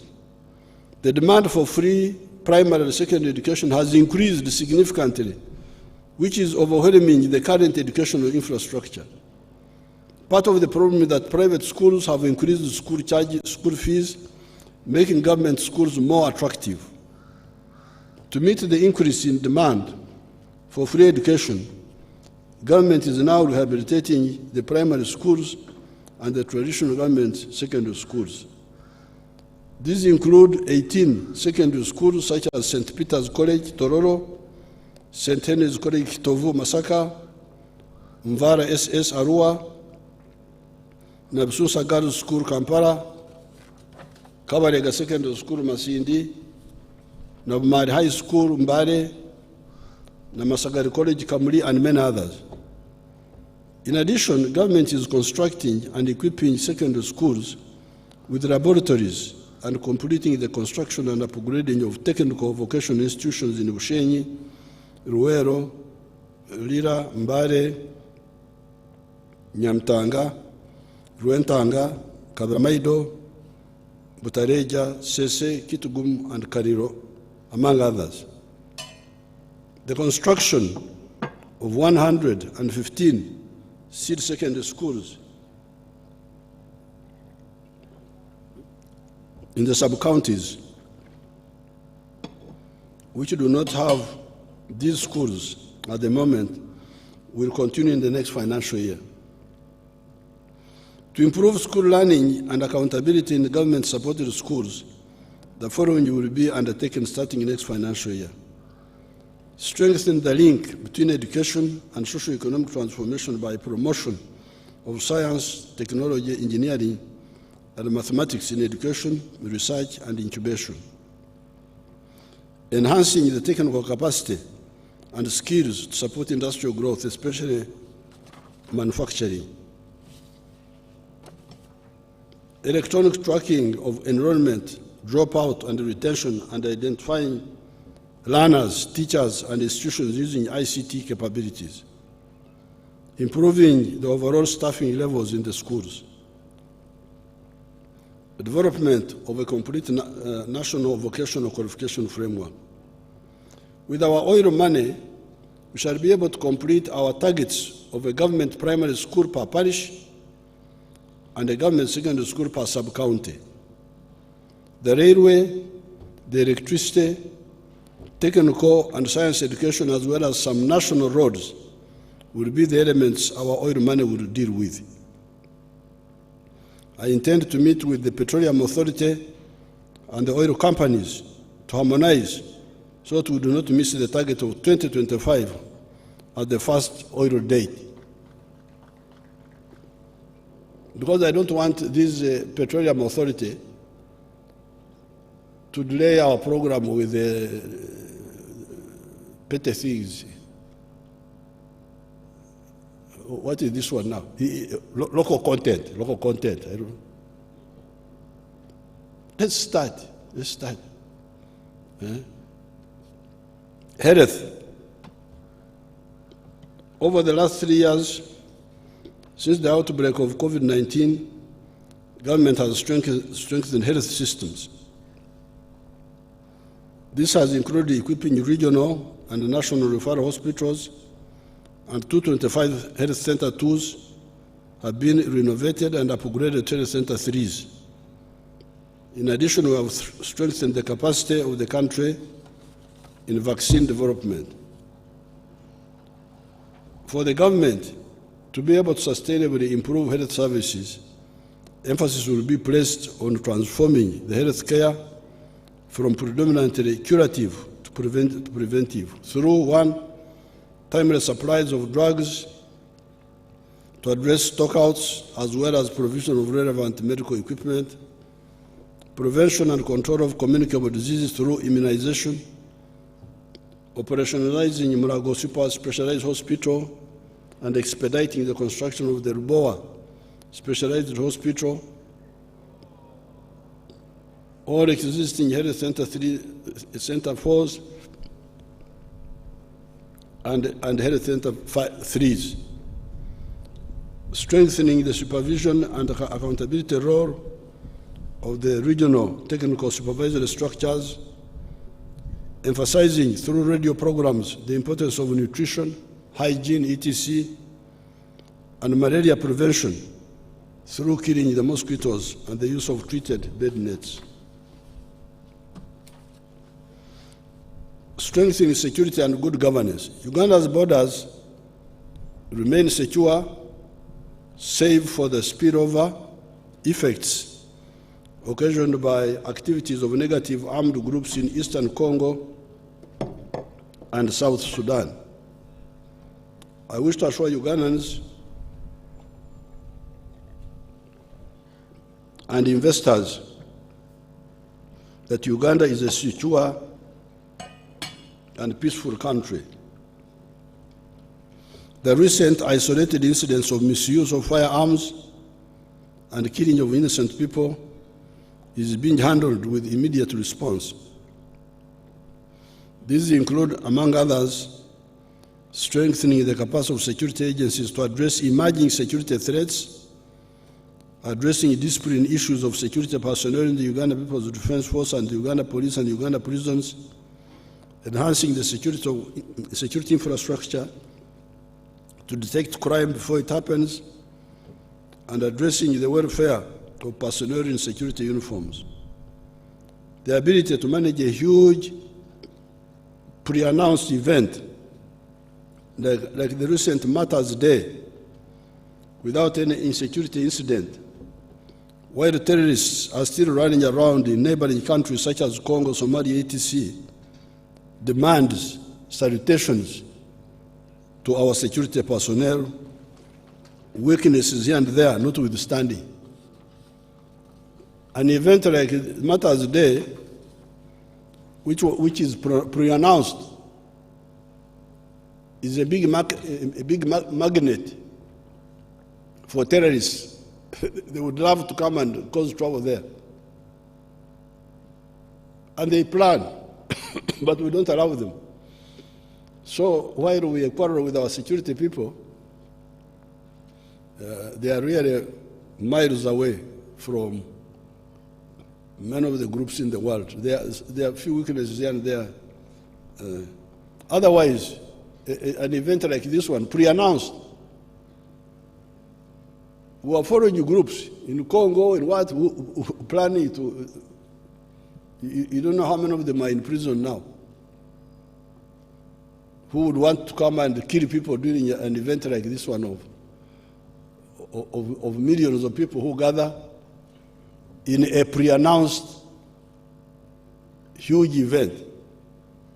So while we criticize our security people, but we should also appreciate.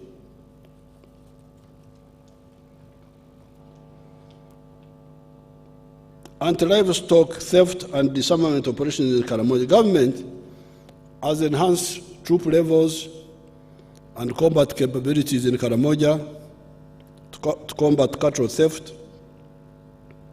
Disarmament operations, codenamed Operation Usalama kwa Wote, remains on course. A total of 124 guns with 1,023 rounds of ammunition have been recovered since January 2023. Similarly, an estimated 4,771 stolen livestock were recovered and handed over to their rightful owners.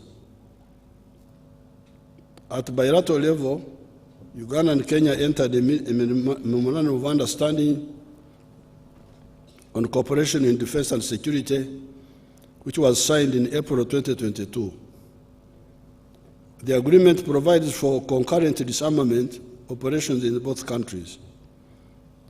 There has been mistakes and some corruption in the disarmament in Karamoja. I'm now in direct touch with the raiders. The raiders came and met me. They looked for me, and I met them. So please don't arrest me that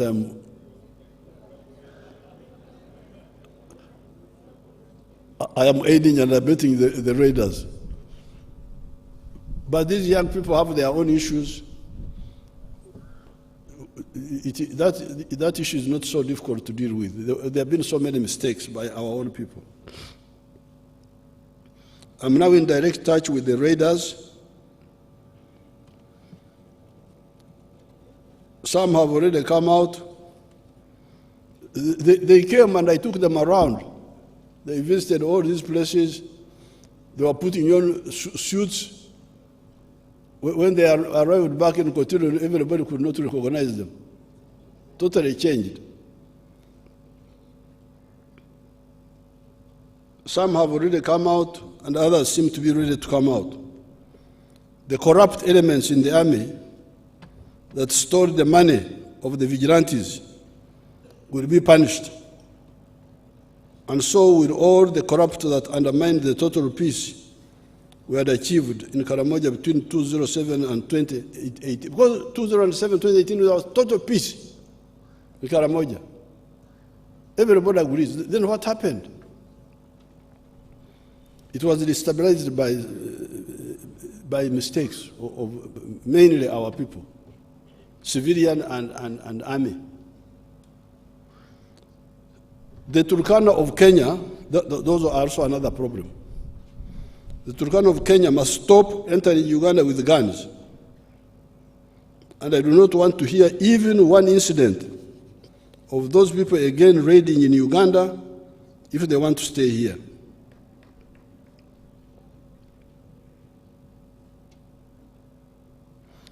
All the points put forward in the recent executive order, I gave an executive order recently dealing specifically with the cattle rustling must be fulfilled. These other clans of Karamoja, I think I will be able to bring them back because I'm already in touch with all these groups. The Dodoth, the GA, the Matheniko, the Bokora, Pian.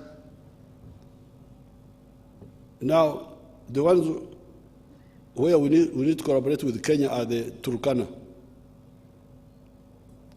But we shall do it.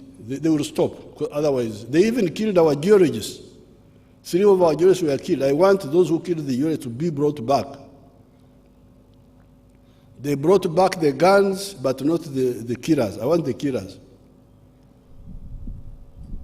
But we also have a problem with our Pokot. Our Pokot, there's a man called Rolem. Have you heard of him? He must be around here. If you see him, inform the police.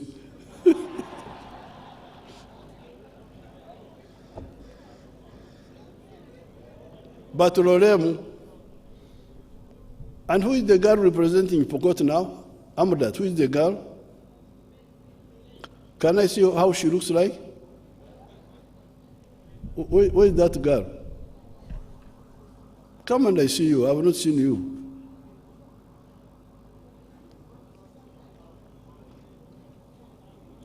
There was one who was shooting at Chankwan the other year. That was one of them when we were in the shooting the other year. She's not here. She has gone to raid. She's not feeling well. She's what? She's not feeling well. She can't be here today. Oh, I hope she has not gone to raid.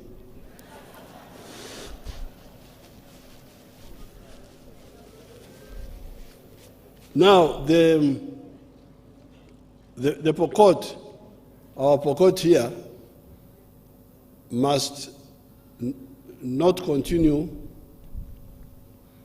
to steal from the other clans and take the cattle to Kenya. They should stop. Because I'm going to concentrate on them. But Lorem, they are my good people. Those you tell them that the old man, you saw him, and he's saying that you should stop. Lorem is here. Oh, you come on the microphone and they see how you look like. Where is Lorem?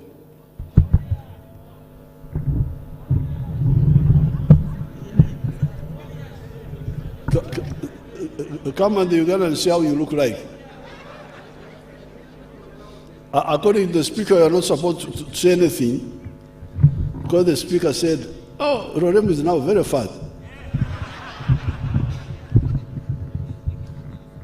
How do they greet in the Pokot? Supai. Sufai? Yes, to the male. Then the female, you say Takwenya. Oh, Takwenya. Yes. Takwenya like Sebe. Okay, Yeah. now you have heard my message. Please help us. I will do that, Your Excellency, immediately after the budget speech. Thank you. I will go and mobilize them. Thank you.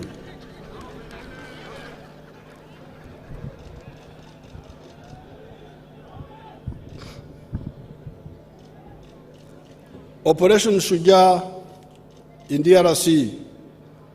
Since the launch of the joint FADC UPDF operation codenamed Operation Shujaa in November 2021, a total of 109 SMGs, 5 light machine guns, 3 RPG tubes have been recovered. 508 ADFs combatants have been put out of action, killed. 50 captured alive, 9 abductees rescued, and 20 defectors received. In March 2023, UPDF put out of action 29 ADF rebels in Toroko district and recovered SMGs. They had invaded Uganda from Congo. The East African Community Heads of State Conclave, held in April 2022, resolved to establish and deploy the East African Community Regional Force to pacify Eastern Congo. Uganda has contributed a battle group to that regional force. The recent deployment of the East African Force, augmented by diplomatic efforts from the regional states, will address the security challenges posed by instabilities in Eastern Congo. Security forces, acts of sabotage in the form of vandalism, targeting electricity and water infrastructure. Security forces have arrested 15 key suspects in connection with masterminding vandalism of electricity and water infrastructure in central Uganda. Key among them is the so-called Colonel Mwonge, leader of a subversive group called Uganda Defense Forces. The arrests also targeted elements within Umeme and a network of scrap dealers. The operations have since recovered over 300 tons of assorted electricity equipment. This vandalism is done by haters of the NRM-inspired progress in Uganda. They don't want to see progress. They feel very unhappy when they see these electricity wires. They thought Uganda would not come up. So we are going to be very harsh with them. It's good we arrested them. They didn't resist, otherwise they would have gone to somewhere prematurely.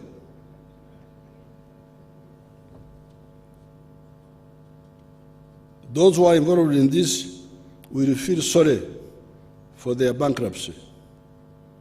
Land and land fragmentation. I wish to reiterate my call against the destructive inheritance practices such as land fragmentation. Over-fragmented land becomes LWD, land with disability. That is why, as back at the elections of 1996, in the NRM manifesto, we talked of the 4 acres model and as the medicine for those who had already fragmented family lands.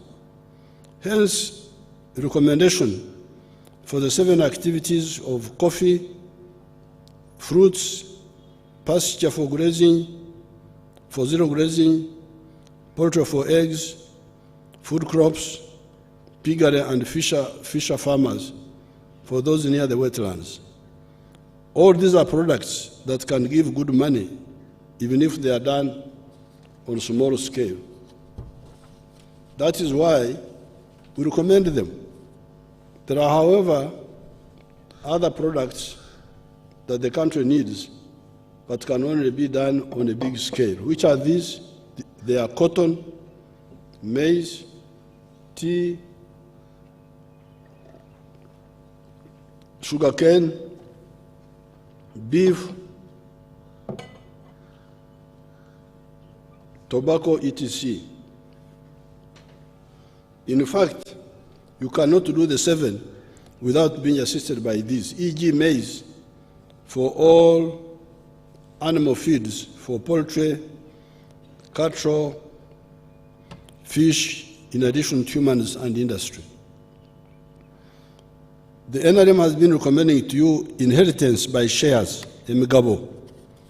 You do not divide the property itself, but you divide what comes from the property, and you can aggregate your annual share and acquire your own property. Thereby, the family property is not only preserved, but it can be expanded, and moreover, all the shareholders can get their own separate properties from the original family one. Corruption. As regards fighting corruption, and improving accountability of institutions, priority will be given to ensuring transparency, accountability, and anti-corruption measures across government systems by implementation of electronic government in especially procurement, health, education, and taxation. Doing things through the computer eliminates these meetings in hotels between government officials and business people, because that's where the corruption is.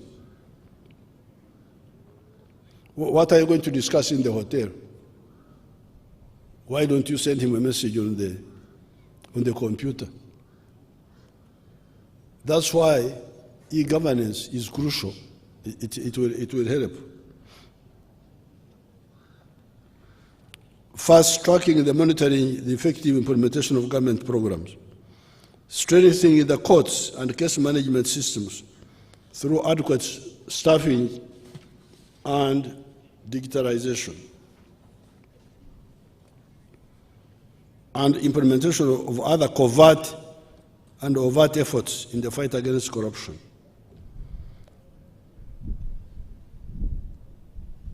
As we get near the conclusion, economic priorities of the government in the next financial year.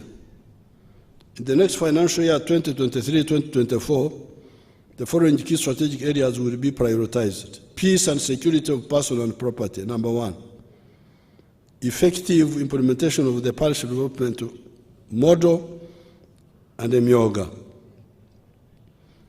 Acquisition of right of way and starting the construction of the standard gauge railway, as well as finalizing the rehabilitation of the meter gauge railway. Number four, investing in small-scale solar-powered irrigation systems to address climate change and ensure food security and eliminate the erraticness in agricultural production.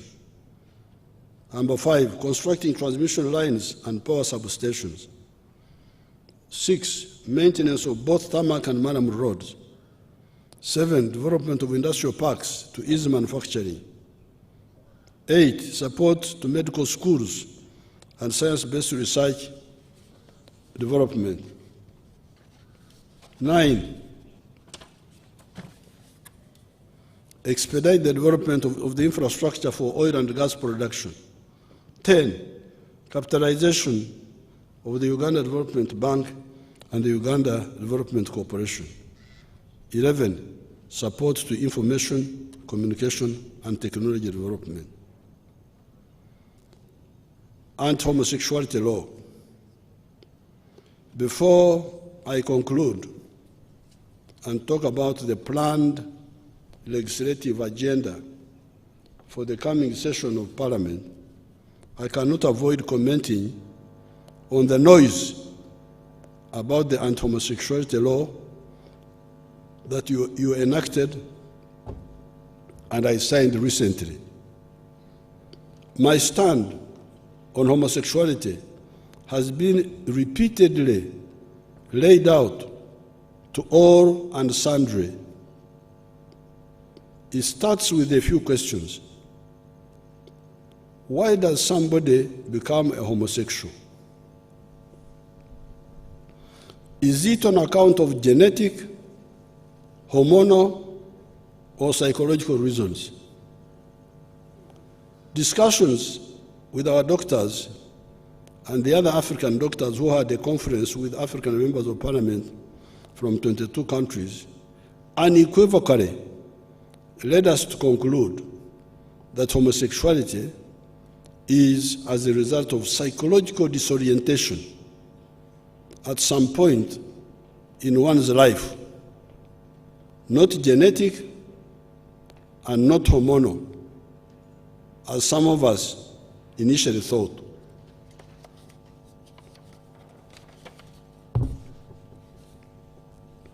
This conclusion that homosexuality is a psychological disorientation gives us a way forward, logically, reasonably, without bias, without what? If somebody is a victim of psychological disorientation, do you criminalize him or her on account of that? Is it logical or fair to do so? The answer is no. Instead, such a person needs assistance to, if possible, overcome his psychological disorientation. I'm glad the MPs agreed with me and clarified this point in the law. Therefore, those who say that the homosexuals will be arrested if they go for medical care, etc., are wrong. The law now says that a homosexual will not be criminalized for merely being so, if he or she keeps the being to oneself. What then does the law fight? It fights this homosexual when he or she goes from merely being and starts recruiting other people who are not psychologically disoriented like him or her to be like him by misinforming or bribing them. There, he becomes a criminal, and if convicted, goes to prison for a period not exceeding 20 years. If he goes further and rapes a person, a child, an indigent means a weak person, he commits a capital offense and he faces a maximum sentence of death. This is the law I signed. These are the three substantive points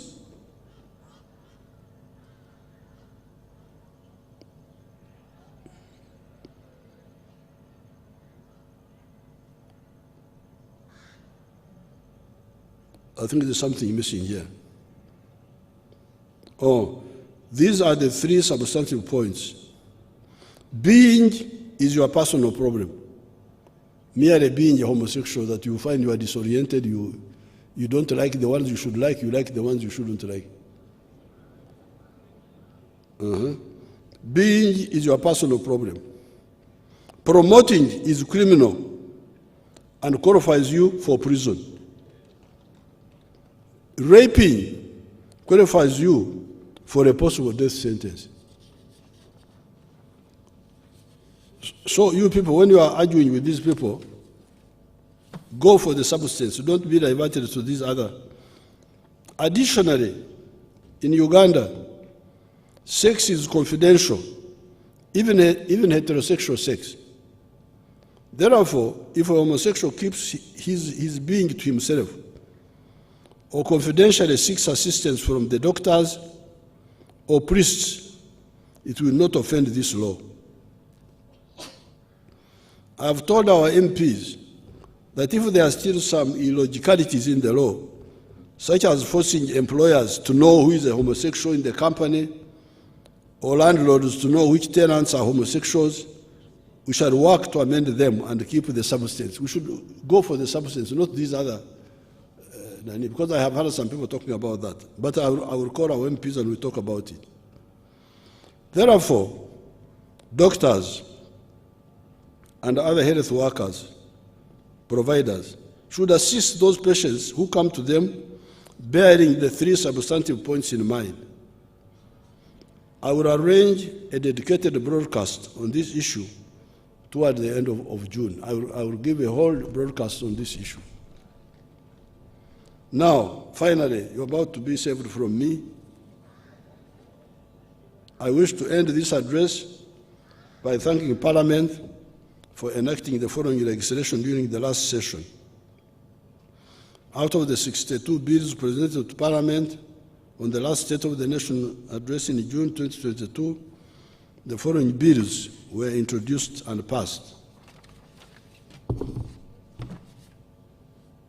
The Companies Bill 2022, the Insolvency Amendment Bill 2022, the Law Revision Bill 2022, the Museum and Monuments Bill 2022, the Physical Activity and Sports Bill 2022, the Anti-Terrorism Amendment Bill 2022, the small arms, they are all here. The following 5 were introduced by government in addition to the 62. I think the Speaker had also spoken about those. Now, there are these bills which are ready for second reading: the Employment Bill, the Competition Bill, the Public Service Pension Fund Bill. The following reports, as highlighted in the State of the Nation Legislative Agenda of June 2022, were processed and adopted. They are also listed here. Madam Speaker, it is now my pleasure to declare the 3rd session of the 11th Parliament open.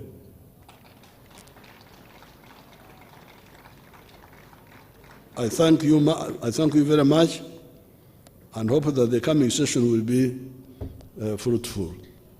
I thank you. Thank you so much. I need 1 minute. I need to.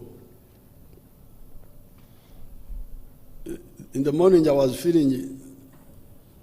Yes, in the morning I was feeling as if I have a slight cold. So I called my medical team to check corona. They took samples as usual. There is what they call a rapid one. That one was negative. Then there are 2 which go for deeper analysis. One was negative, the other one was positive. So I'm a suspect of corona as I'm standing here.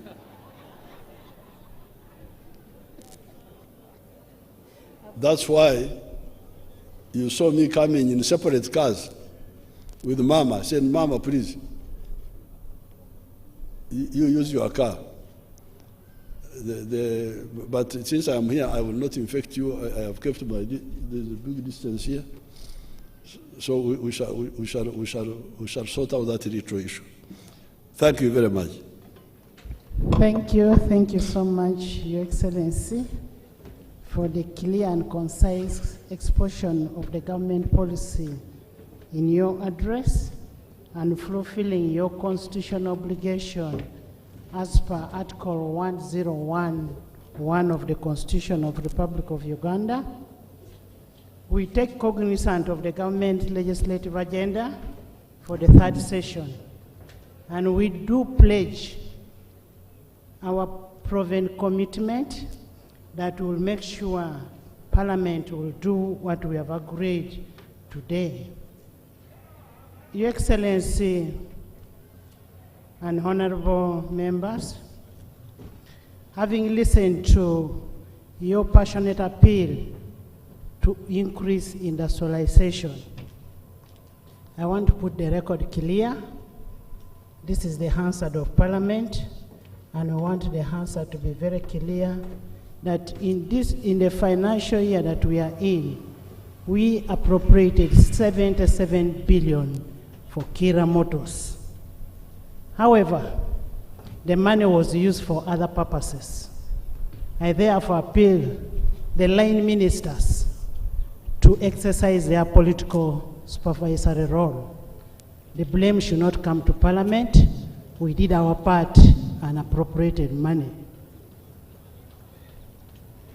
2, the Employment Amendment Bill 2022 and the Competitions Bill were passed by Parliament awaiting assent of the President, so we'll be expecting a scented copy from the President.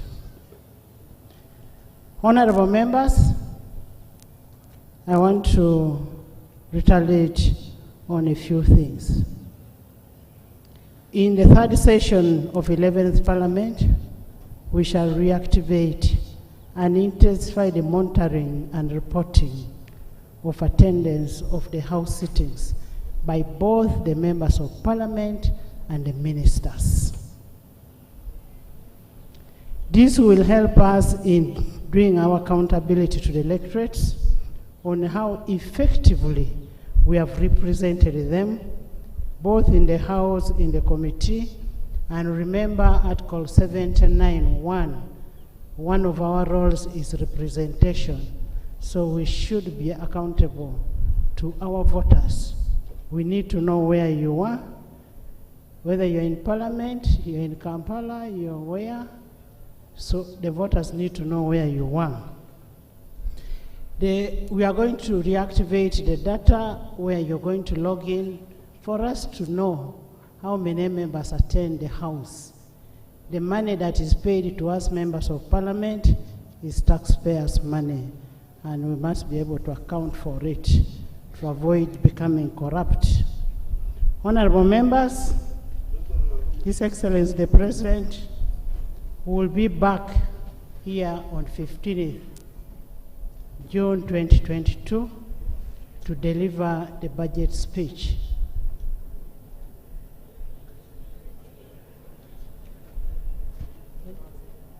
The President will be here on 15th June 2023.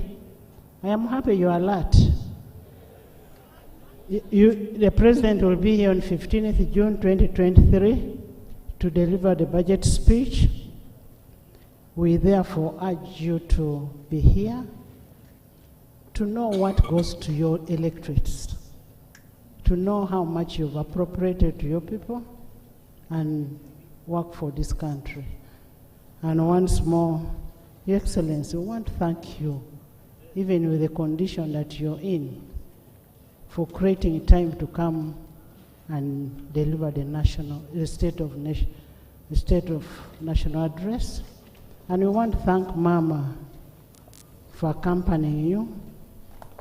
On a special note, we want to thank all the invited guests, all the dignitaries that are here, and I want to thank the members of Parliament. And I say all this for God and my country, and God bless you all.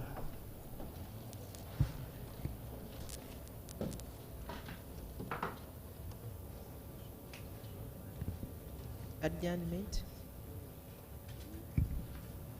Honorable Your Excellency and honorable members of Parliament, the House is adjourned to 15th June 2023 at 2 at Kololo grounds. The anthems.